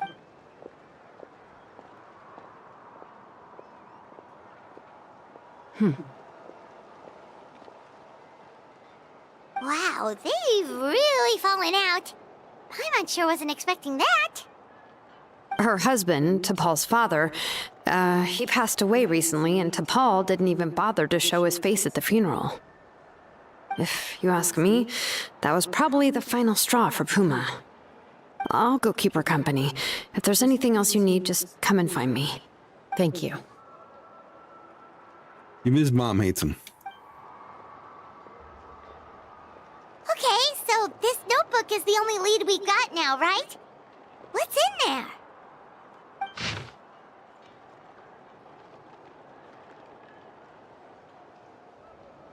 Okay, to Paul's tattered notes, log number 97. The experiment was a failure. As expected, the technology of Okanatlan, the Cinder City, is not so easily replicated. The floating device, bereft of the relic's support, fell quickly. Is that a power output issue or a weight issue? It seems that we'll have to rely on components obtained from the Cinder City for the time being. Log number 120. Those blasted brutish boars. How dare they question my ideals? It's just a few smash workshops. If we cannot even take such a minuscule risk, how can we ever surpass our predecessors? Humph! Whatever the relic remains within my possession, as long as I continue my research, I will surely make progress. Log number 133. Even Father and Puma refuse to support me now, but put up to it by those Vulgarians in the tribe, I'm sure. Humph! But so what? So what if no one in this world supports me? I have my own ways. It is time to leave this place. My dream is the entire sky itself. Some early designs for the phlogiston wings, and some theorizing about an airborne workshop. Okanatlan, the Cinder City. Looks like that's where he got his technological inspiration from. So, was he serious about the workshop in the sky? But that's such a big project for one person. Do we think he actually pulled it off? Actually, look at that balloon sketch. Haven't we seen that somewhere before? Oh, yes. The one from the trial arena that was super high up. That balloon has been there for a while, and everyone's been wondering how it got up there, but what if that's the wrong question? What if it started off even higher up, above the clouds and out of view, and it only descended to its current height due to some kind of malfunction? In other words, it could be... Part of T'Pol's workshop? Seems likely. If T'Pol's base had been hiding above the clouds this whole time, that would definitely explain why Isidore couldn't find it. I totally called it! But how do we get up there? Chaska, can you even fly that high? By myself? Possibly. But with a passenger, no chance. I doubt even phlogiston wings could take you up that high. At least, not without that relic T'Pol mentioned in his notebook. Yeah, and he's probably holding on to it. We'll have to find another way. Can you fly up that high, Paimon? Nope.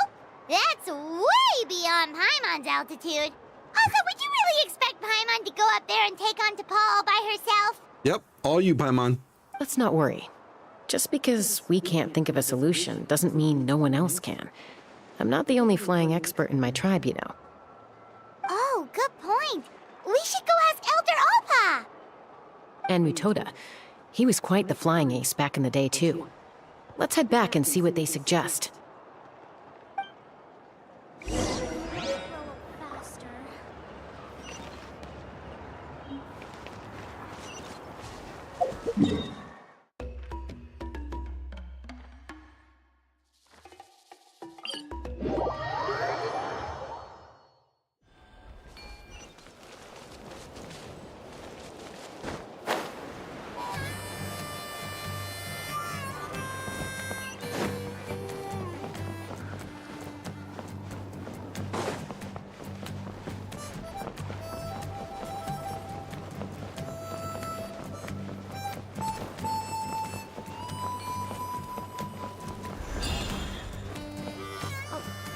Although I get where they're coming from, isn't that how the phlogiston wings? We want phlogiston wings. Chaska, you're finally back. Things are getting really tense in the tribe. Have you made any headway with your investigation? Chaska, you're back. Some people even think we arrested the merchants just to support the flying squad and crack down on the phlogiston wings. If things were still escalating, even though we've rounded up the merchants, maybe there are other parties out there fanning the flames too. We found some promising leads, but there's a major obstacle standing between us and the irrefutable evidence we need.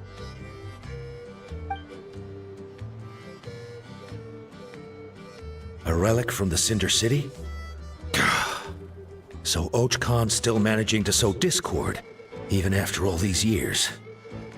An airborne workshop and a hot air balloon above the trial arena. And that's where you're trying to get to now?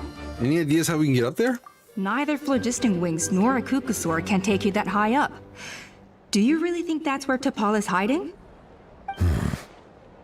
You know what? There might just be a way. Really? Do you still remember those spouts in the arena? When they were all blocked, the gaseous phlogiston was trapped and unable to flow. But now, it's flowing freely. If we were to block them up again... You mean all of them except the one at the very top of the arena? To build up the pressure there? Precisely. With all the gaseous phlogiston flowing through one spout, it would create a high-pressure wind current. And then we just ride it up into the sky! Yes, it has its risks, but with Chaska's abilities, I think she could manage it. It's an extremely risky approach, but I agree that it's feasible. If you want to give it a try, check with Inkanak at the trial grounds. She can explain how to block the spouts. Yeah, so we can gas them out. All through one gas hole. Chaska, if anyone has a hope of seizing this evidence from the high heavens, it is you.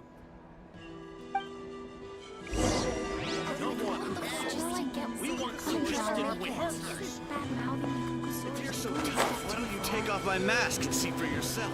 Why do you never take off that?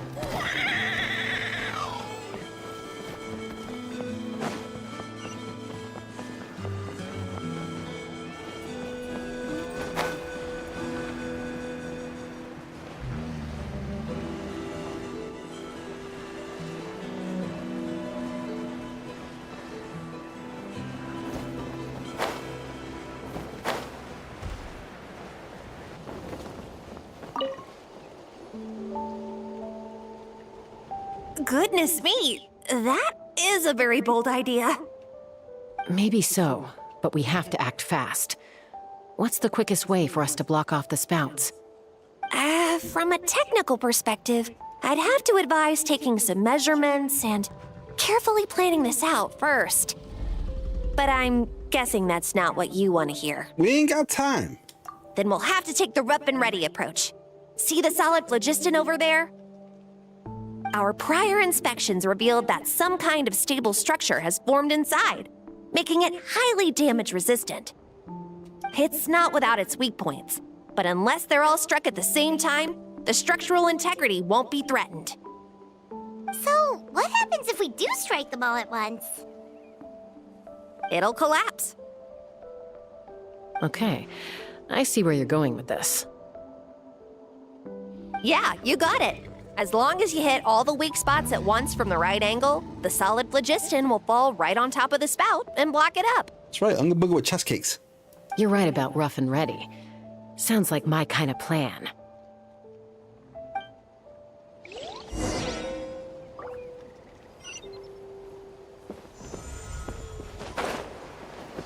I don't know why I did that. Take me up! Look! There's a chunk of solid phlogiston right over that spout!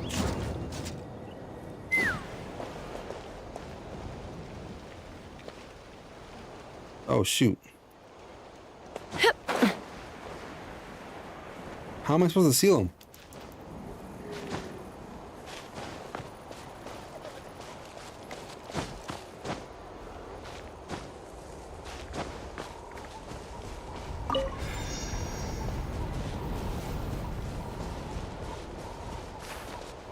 Let's fly!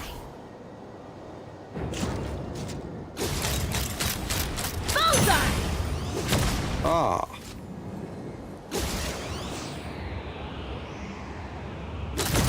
Locked on!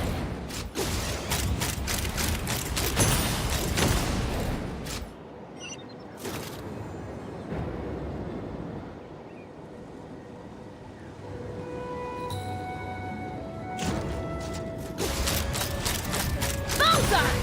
Open fire!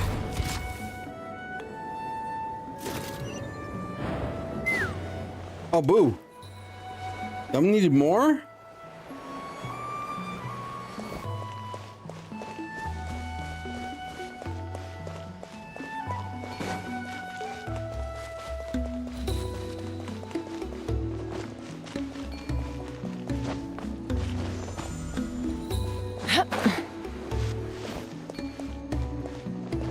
Take me up!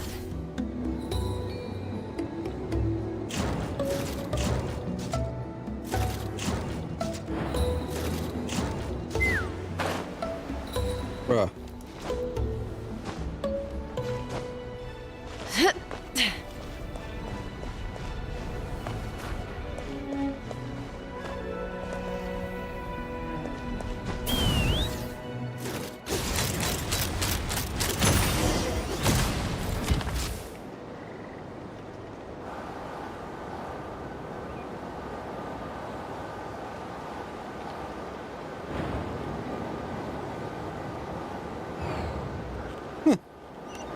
You just now realized?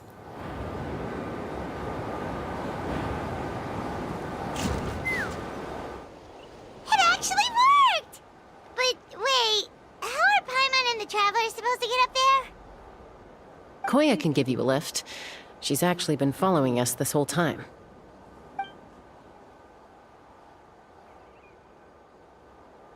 Wow, Paimon didn't notice at all.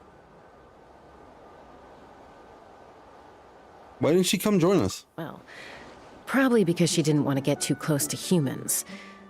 Or maybe just me. But right now, we need her power.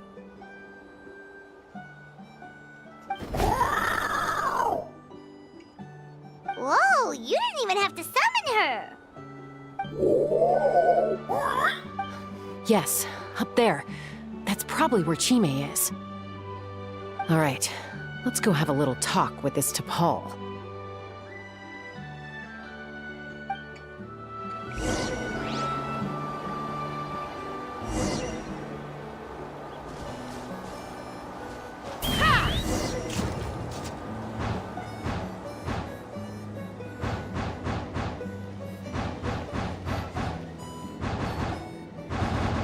Wow.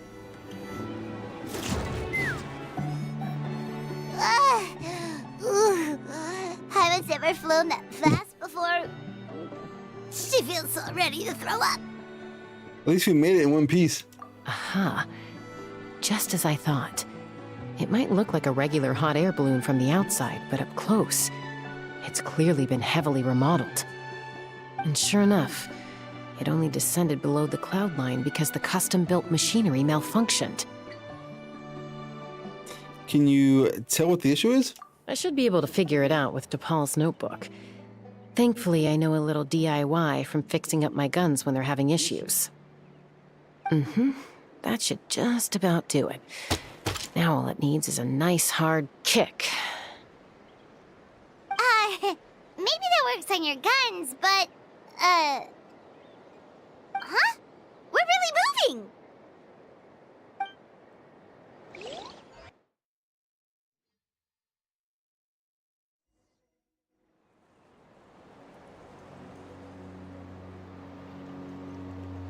Here it is!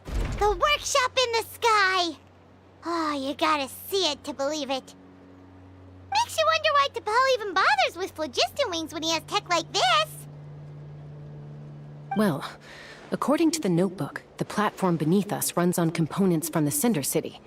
Those can't be mass-produced. Also, I have some doubts about its mobility after seeing how it moved just now. For someone like T'Pol who dreams of flying freely, this definitely doesn't cut it. But if he's got that relic, he should be able to make a set of prototype wings for himself, right?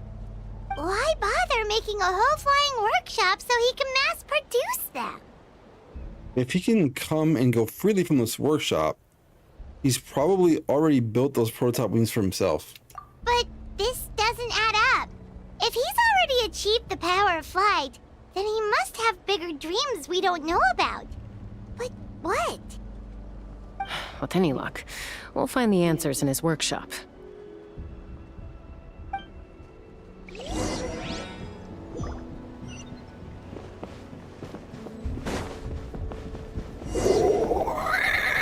Shoot! What the? Seems like the merchants were right.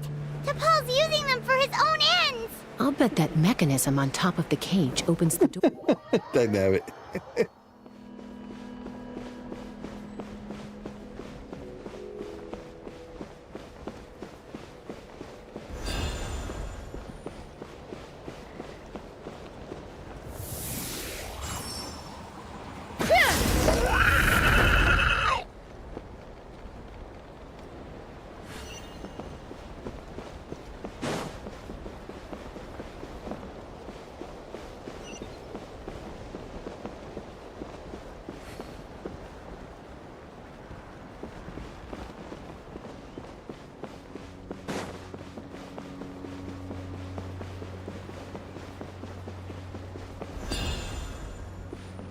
How? I was supposed to take over the bird, wasn't I?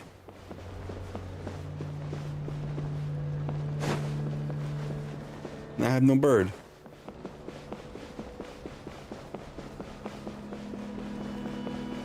See what happens. Ah, I thought the bird would come back. No bird. How am I supposed to get over? Let's fly.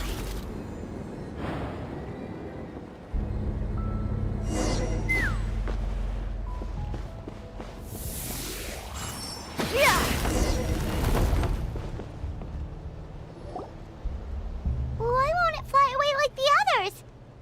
Is it... She's still breathing, but barely. By the looks of it, T'Pol was using these cages to extract phlogiston from the Kukasaurs. Once a Kukasaur is drained of phlogiston, it becomes too weak to move.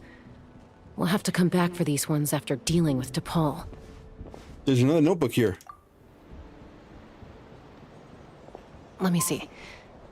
Looks like a record of his phlogiston research.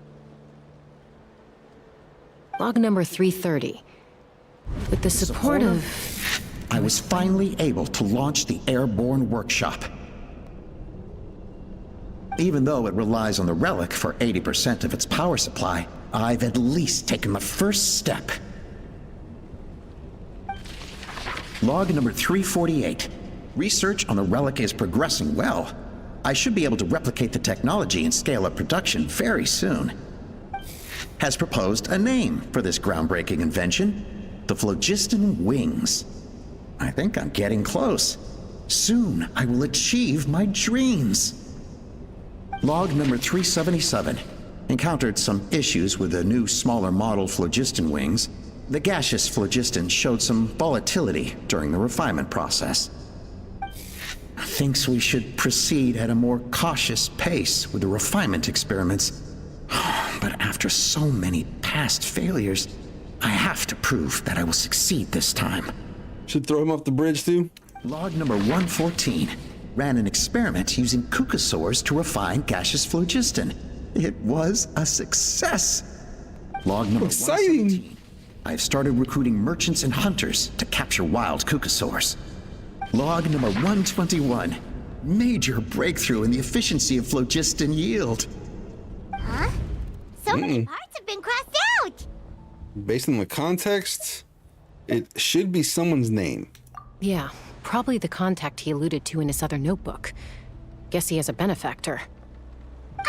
Did anyone else notice how the numbering system in this notebook suddenly changed halfway through? Yeah, and the tones seem to change a lot too. We haven't got time for textual analysis, I'm afraid. Grab the notebook and let's press on.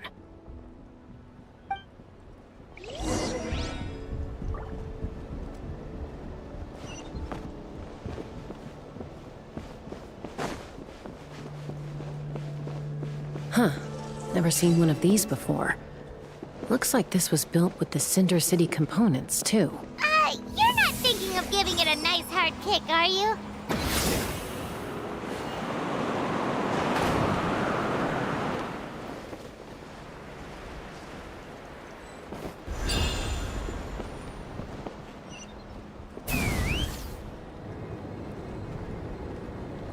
Whoa! What's that mechanism doing? It's asking for a nice hard kick where it hurts. Aim for the weak spot. Do I have to? I made it here.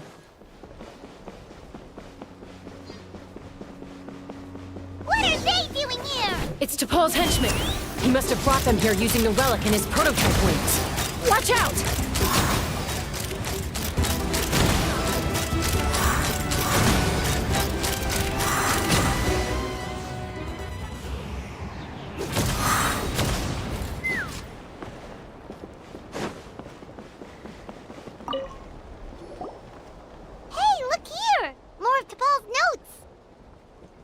Let's hope there's some useful information inside.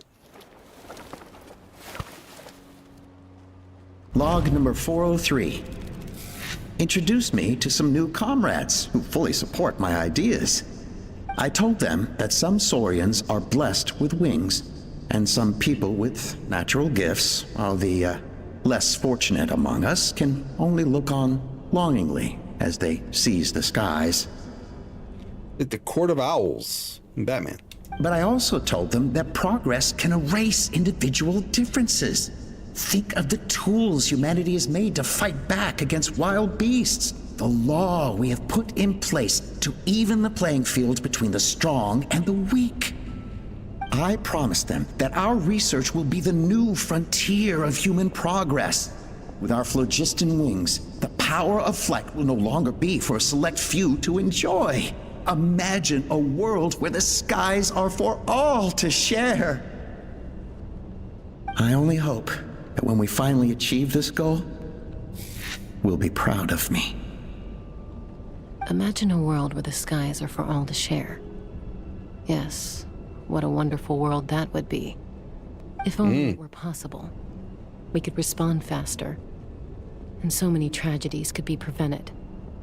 But T'Pol, what about the Saurians you're draining dry of phlogiston? You're not sharing the sky, you're stealing it! Bad move. I won't let you get away with it.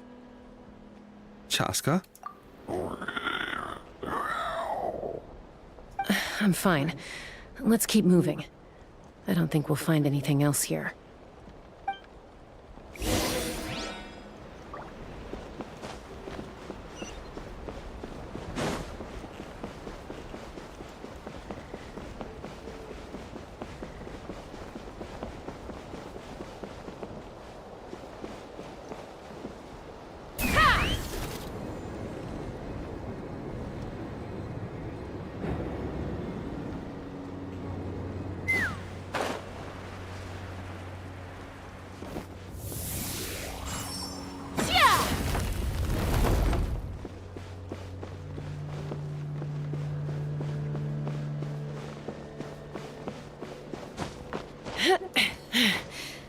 That one didn't get up.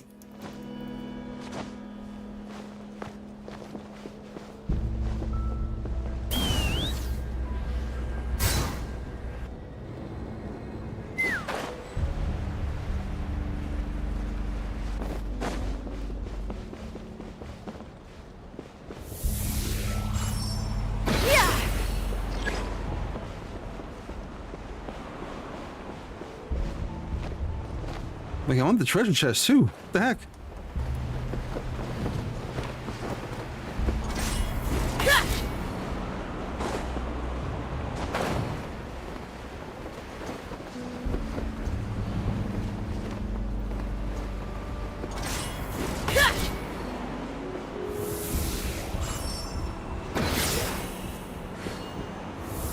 Ah, okay, wait. I didn't see that one.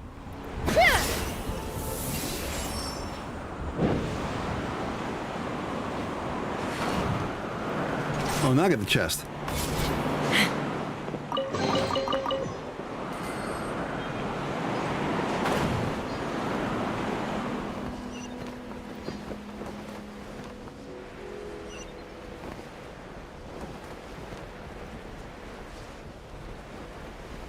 Shoot.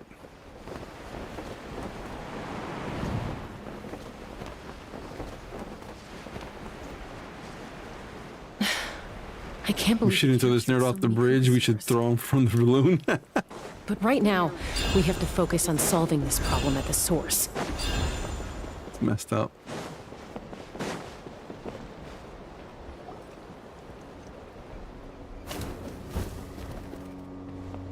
Looks like we've reached the center of the workshop. And still no sign of Koya's baby.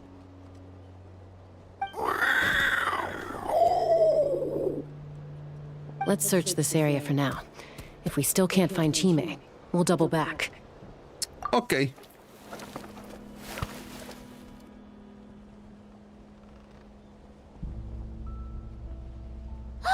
Chaska, Traveler, come quick! What is it? Did you find Chime? It's not messed up if it's a bad guy. That's true. Not yet, but look!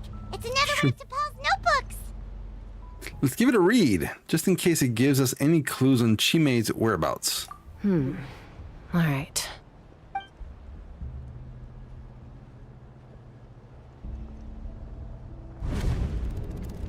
Log number 428. We decided to restart the experiments on phlogiston refinement, but without telling. This is the final obstacle to the success of the Phlogiston Wings project. Yo, Reedman, thank you so much for the follow. I appreciate it. Thank you so much. Welcome, welcome. Log number 436. Earlier today, suggested using cucosaurs as an intermediary to extract refined phlogiston. It's certainly feasible, but anyway, as long as our secret experiment succeeds, I'm sure won't bring it up again. Log number 443. We will conduct the experiment tomorrow. But birthday is coming up, so hopefully we'll have a birthday surprise for her. Log number 444. Huh?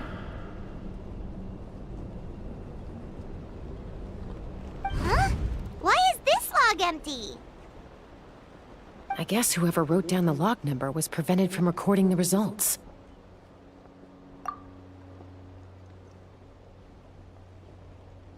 Log number 0. Very welcome. Thanks for jumping in. We lost many comrades in the accident. Among them are friends, lovers, and children. But we cannot stop now. We will keep their legacy alive and carry their dreams forward. As of today, we are scrapping the artificial refinement method. Instead, we will focus all our efforts on phlogiston extraction from live cucosaurs. They are arrogant beasts whose existence in the wild serves no one but themselves. Their true worth lies in their sacrifice for the sake of human progress. Red Demon on YouTube, thank you so much for the comment. Welcome to the stream. Hopefully you're doing well. Bro, really, that place looks too beautiful. Props to the art directors. Venti needs to up his game. What a breathtaking place. 100%. To facilitate our operations, we will gradually move the airborne workshop closer to the Flower Feather clan, even as we continue to expand it.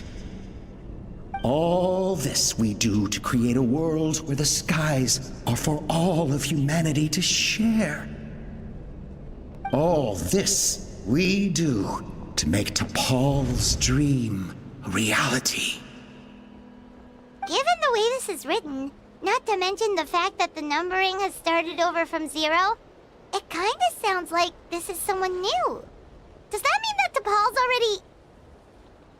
But in that case, who have we been pursuing? There's also a letter tucked in the end of the notebook. It's from Puma.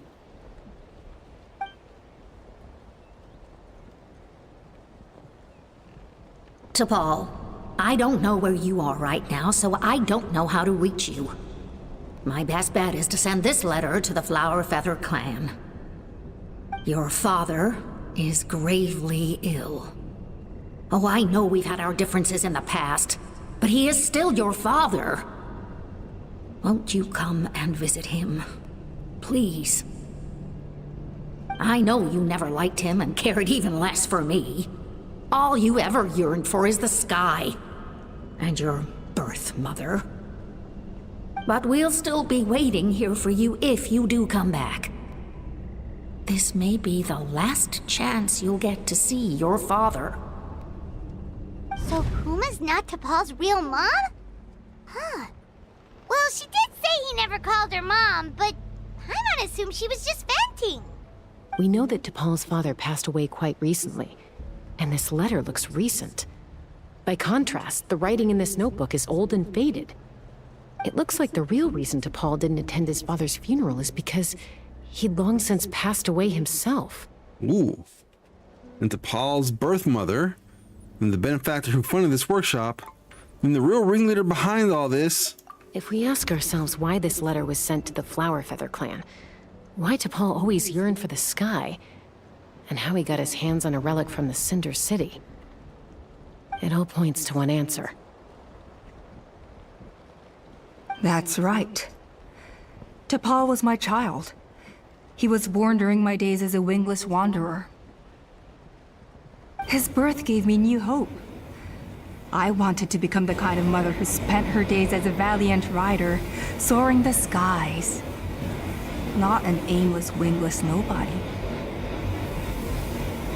But his father wanted to settle down, to give his child a safe, sheltered life in his tribe. We fought about it constantly, until the love we once had for each other was gone.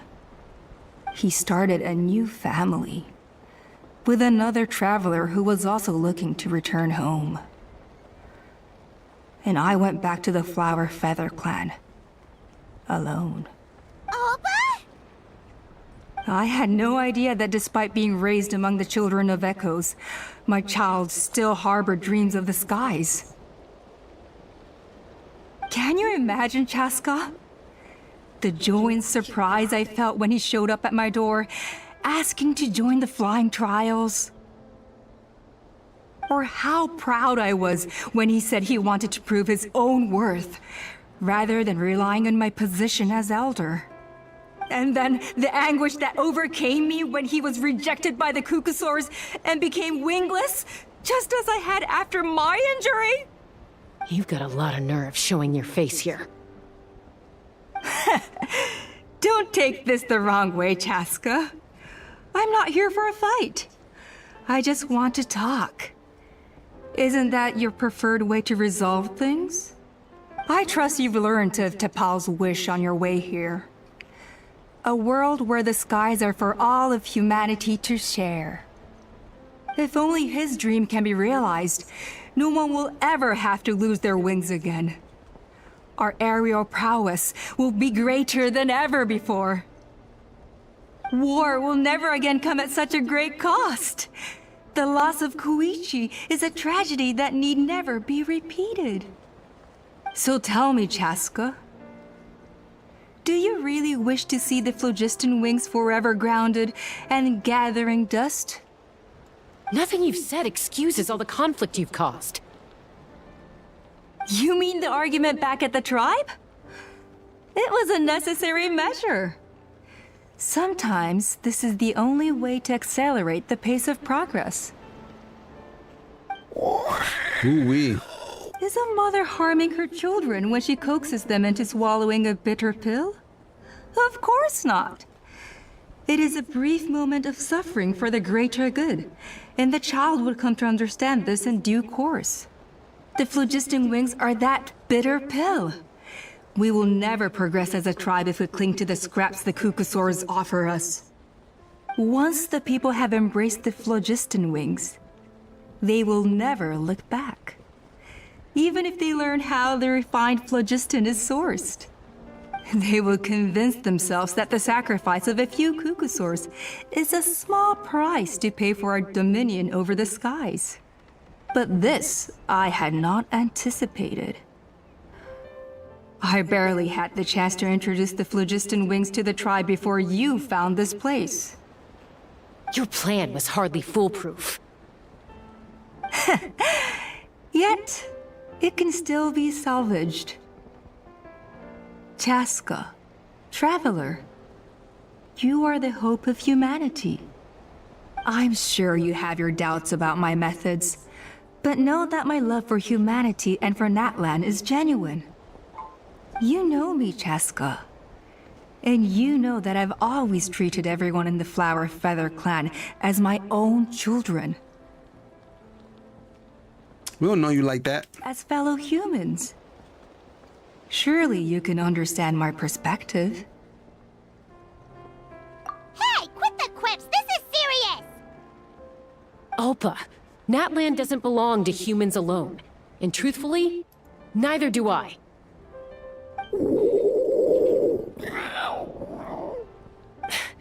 How many times has the Abyss invaded Natlan now? And yet despite how much stronger it is than us, Natlan still stands as a nation of humans and Saurians. Peace imposed by force will crumble in a matter of days, because social bonds are what hold a civilization together. Weren't you the one that taught me that? Yeah, let's force peace. And yet you would break the bond we share with our Great Saurian shot. companions to take more power for ourselves? That's as stupid as hacking your own arm off to use it as a club. They are wild beasts, driven purely by instinct. How could they possibly understand human social bonds? Ugh, how did someone like her ever become a writer? You overestimate them. They bow to the strong and shun the weak.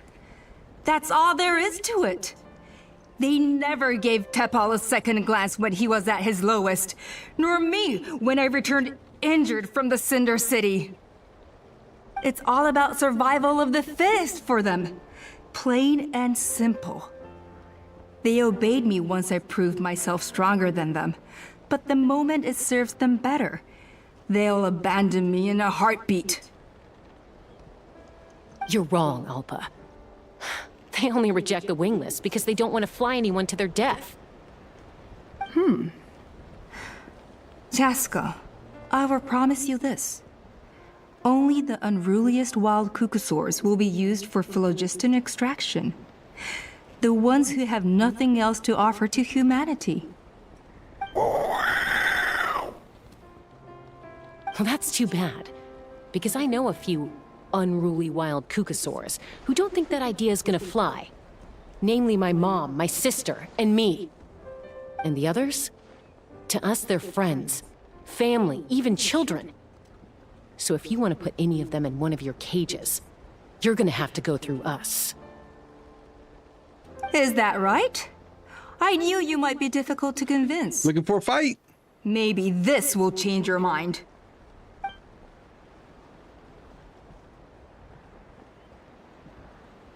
Her mama. Is that her mama?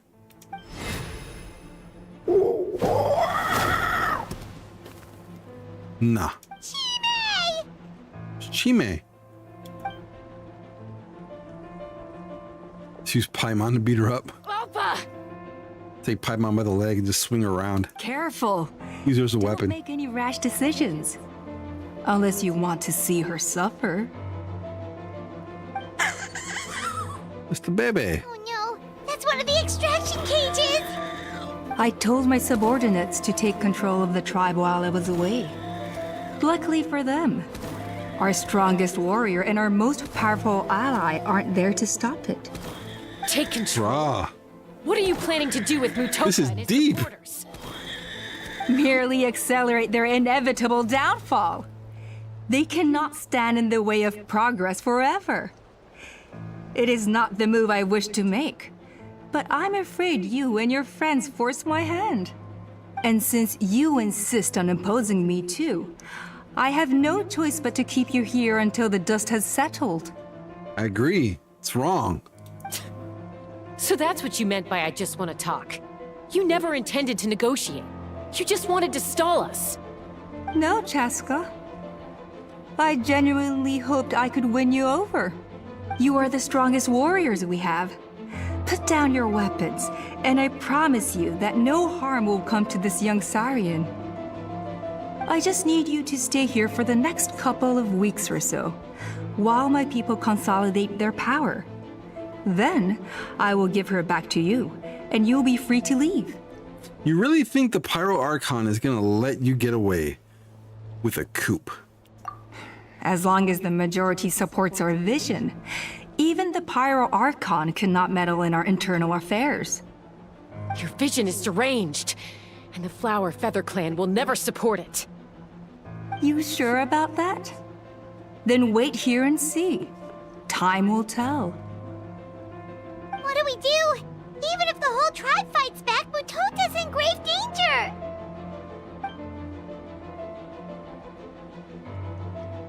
Stop delaying the inevitable! Drop your weapons and get into the cages, now! She's still holding Chime hostage. Is there really no other way?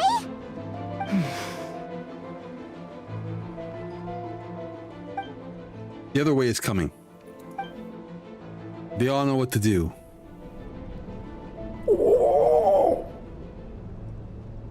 I'm sorry, Chime. I might have to do something unmotherly. Do it, Mom. I don't want to be a burden. What kind of warrior would that make me? Whoa, what? Koya? Huh? What are you yapping about? Stand down. Drop your weapons, now! This instant! Bruh?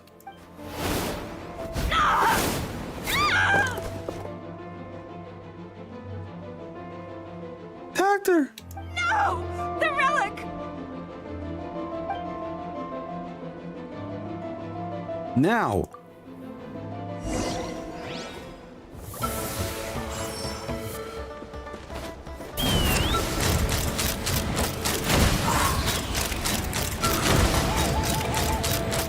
Give up, Alpa. Smash We're the negotiating scorch. my way now. And this ain't your strong suit. Just shut up! Hey, something's up with this relic! I got it. Going down a notch.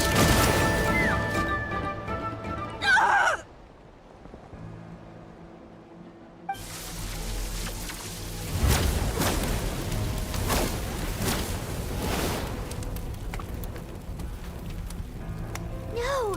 What is she doing? She'll bring us all down with her! About to go up in flames. But why? We stabilized the relic! Maybe it got damaged in the fight. If we don't think of something fast, this whole workshop is gonna fall apart. No. They're directly beneath us. My beloved tribe! Leave the workshop to me. You deal with the relic.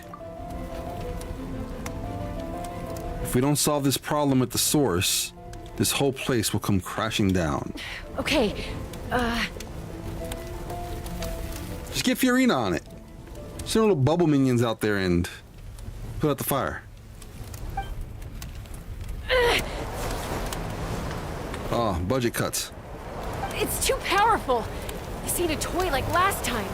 I don't think I can just throw it aside. Pokeball. But we need to get it far away before it explodes. Then the tribe will be safe, and so will this workshop. Koya, remember when we were kids? Come on, let's take this thing high up into the sky. Take it up.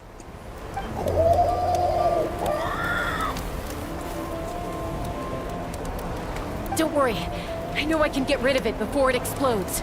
We're talking some surface wounds at most. All I need is for you to catch me at the end, just like old times. I can't hold it back anymore. We have to go. Toss it. Don't be insane! She attacked Chaska. Alpa, what are you? You're a fool, Chaska! Why would you choose such a risky solution? We cannot entrust the safety of our tribe to this wild Saurian! I'm the fool. You really think you can stand a better chance than me? Sure, it may be asking too much for an ex-wingless to escape the blast radius in time. Crazy lady laugh. but I can fly it a safe distance away, even if it's the last thing I do. Is she a bird racist?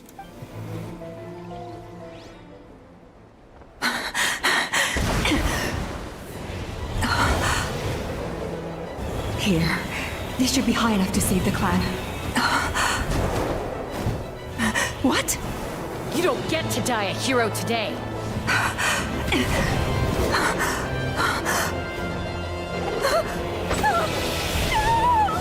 I went the Pokeball.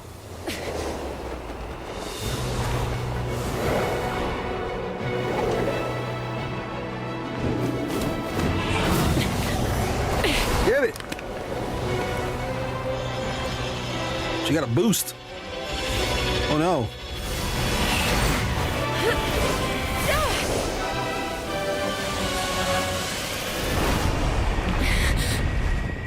She just sacrificed herself.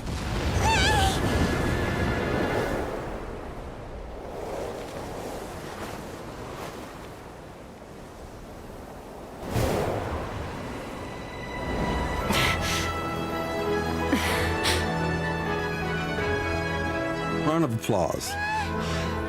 Choss cakes.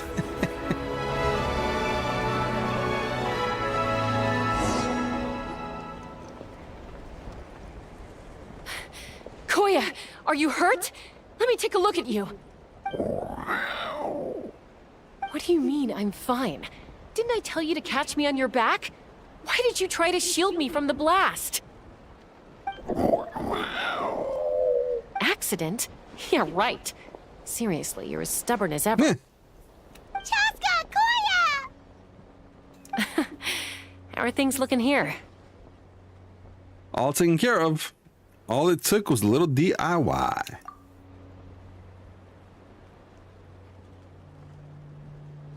I think that's putting it mildly. I owe you one. Again.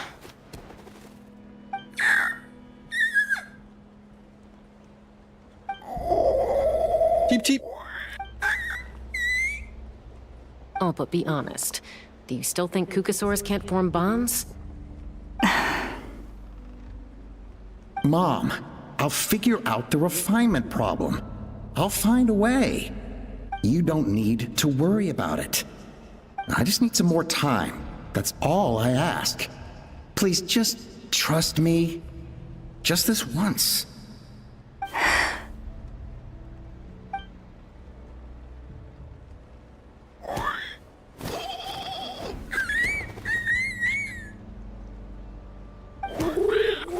The Flower Feather Clan yield to the strong. And it's up to the winners to define what strength means. So it looks like it's my turn to yield.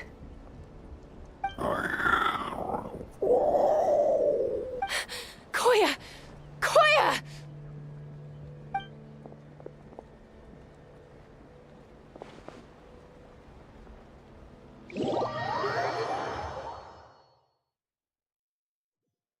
Yay. So, you're absolutely sure it's not because of the explosion? Yes, for the 10,000th time, I'm sure. The blast barely touched her. The reason she fainted was old injuries playing up, compounded by overexertion in recent days. The moment she finally relaxed, all the built-up stress finally caught up with her. And no wonder. Honestly, she's just like you.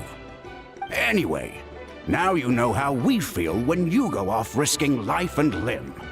Your mother and I would both appreciate it if you lived less dangerously. You know she wrote to me from the Masters of the Nightwind, just to scold me for not doing enough to keep an eye on you.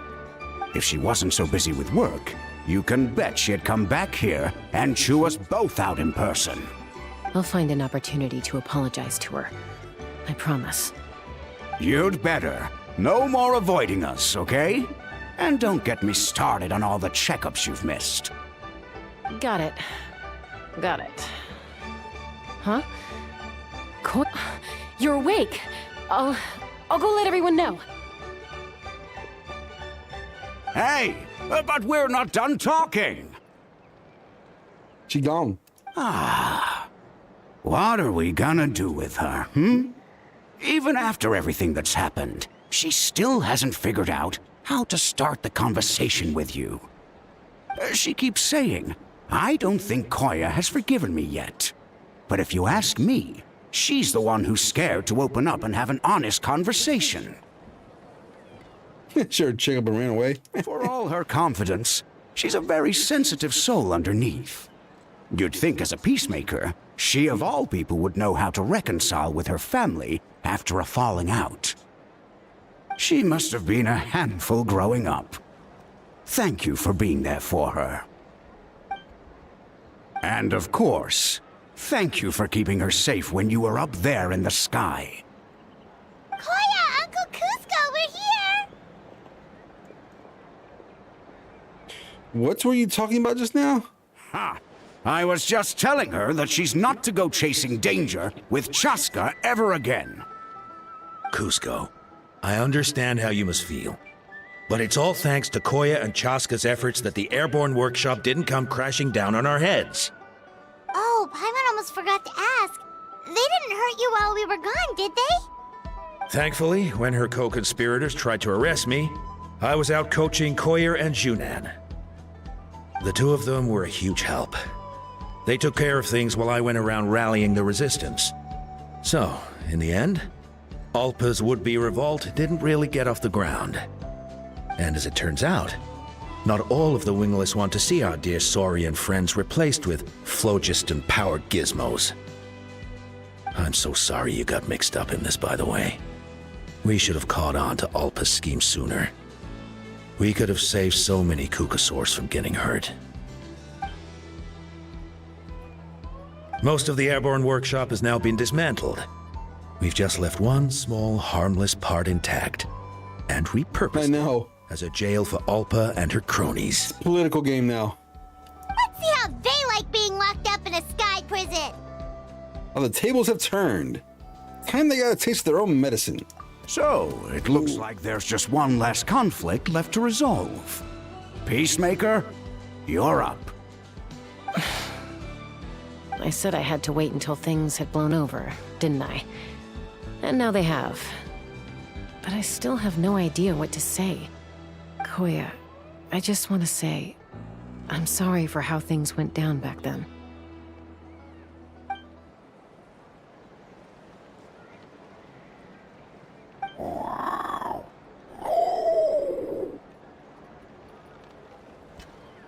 There's nothing to be sorry about.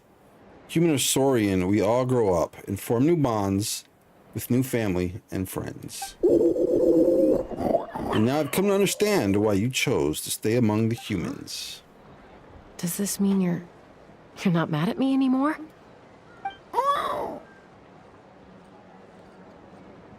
That's right. That family likeness coming through again. Paimon, zip it. But that day when we ran Padre for Koya.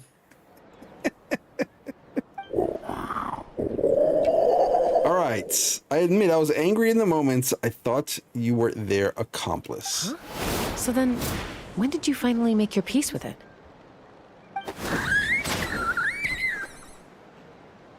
Mom! Hey, slow down. Oh, it's Chime and Chimpu. They're here too.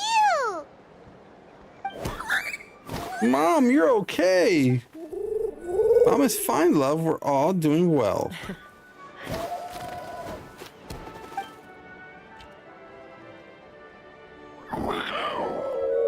I guess it was when it was my turn to embrace a new family of my own.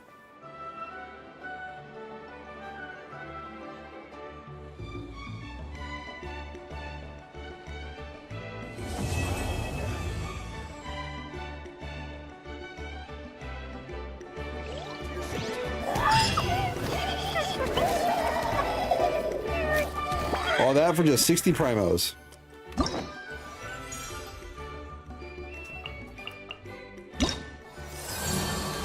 Done, done, and done.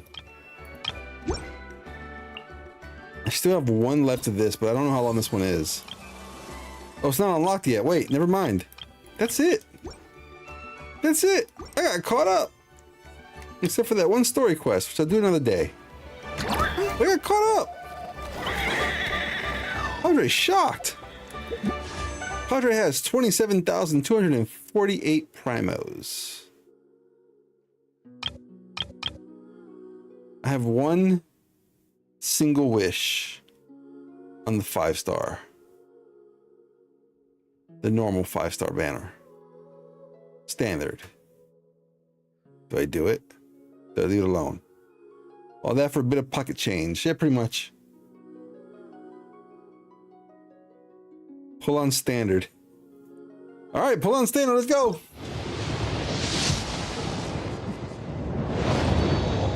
Blue.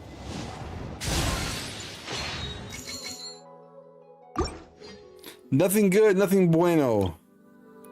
Nothing bueno at all. I gotta save my primos for Madre Vuca, who will be here, what, 2 days? Less than 2 days? Is that what it is? Less than 2 days? We have Madre Vuca, and then we can work on the Pyro Archon. Yes. Yes. Better add to the squad. Add to the stable. Yes. Be fun. Be fun to do. 100%. So many more characters I still want to build. And I have no time. So little time. 170 wishes and we have enough pity. Yes. That was such a good question line. Just beat it myself too. Nice. Nice, nice. Man, just gotta add to keep adding to the stable. That's what we gotta do. And then build them up. Build up these Madres and get them to be part of the pod stable. So many Madres, so little time. Exactly. That's how I feel too. Thank you guys so much for coming out to hang out with Padre today. I did a little bit, didn't do a lot, but I did a little bit. I got through the quest, did a little story, side quest, and I think we're good. Today was crazy. Yeah, this whole storyline was crazy, but it was good. I was happy I was able to play through all 3 parts on one stream instead of having to break it up. And then when I come back, it's like, what were we doing before? Didn't expect that lady to be crazy as hell. Yeah, she's a little cuckoo, legitimately cuckoo. By the way, I appreciate every single one of you guys.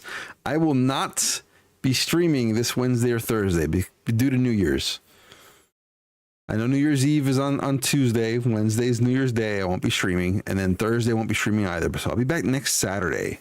And we'll kick off the new year next Saturday. So if I don't get to say Happy New Year's to each and every one of you guys, I wholeheartedly wish every single one of you from Padre's heart a Happy New Year.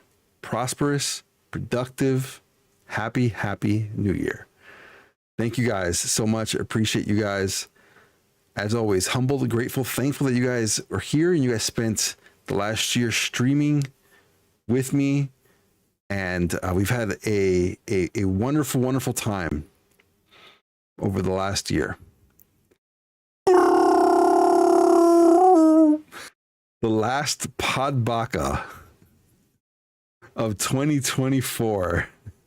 Thank you, Nugs, for redeeming. But I'm always thankful, grateful. I could not ask for a better community. I love you guys very, very much. It's really nice of you. We appreciate you too. Thank you. I wish you well next year. 100%. Thank you so much, Redmond. And I just can't wait for 2025 to see what's coming next. We grew, guys. We grew.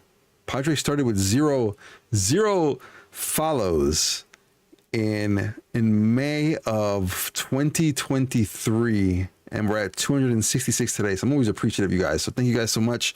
Have a wonderful morning, afternoon, evening, depending on where you're watching from. I will catch you guys next Saturday. Happy New Year's. Catch you guys on Discord later.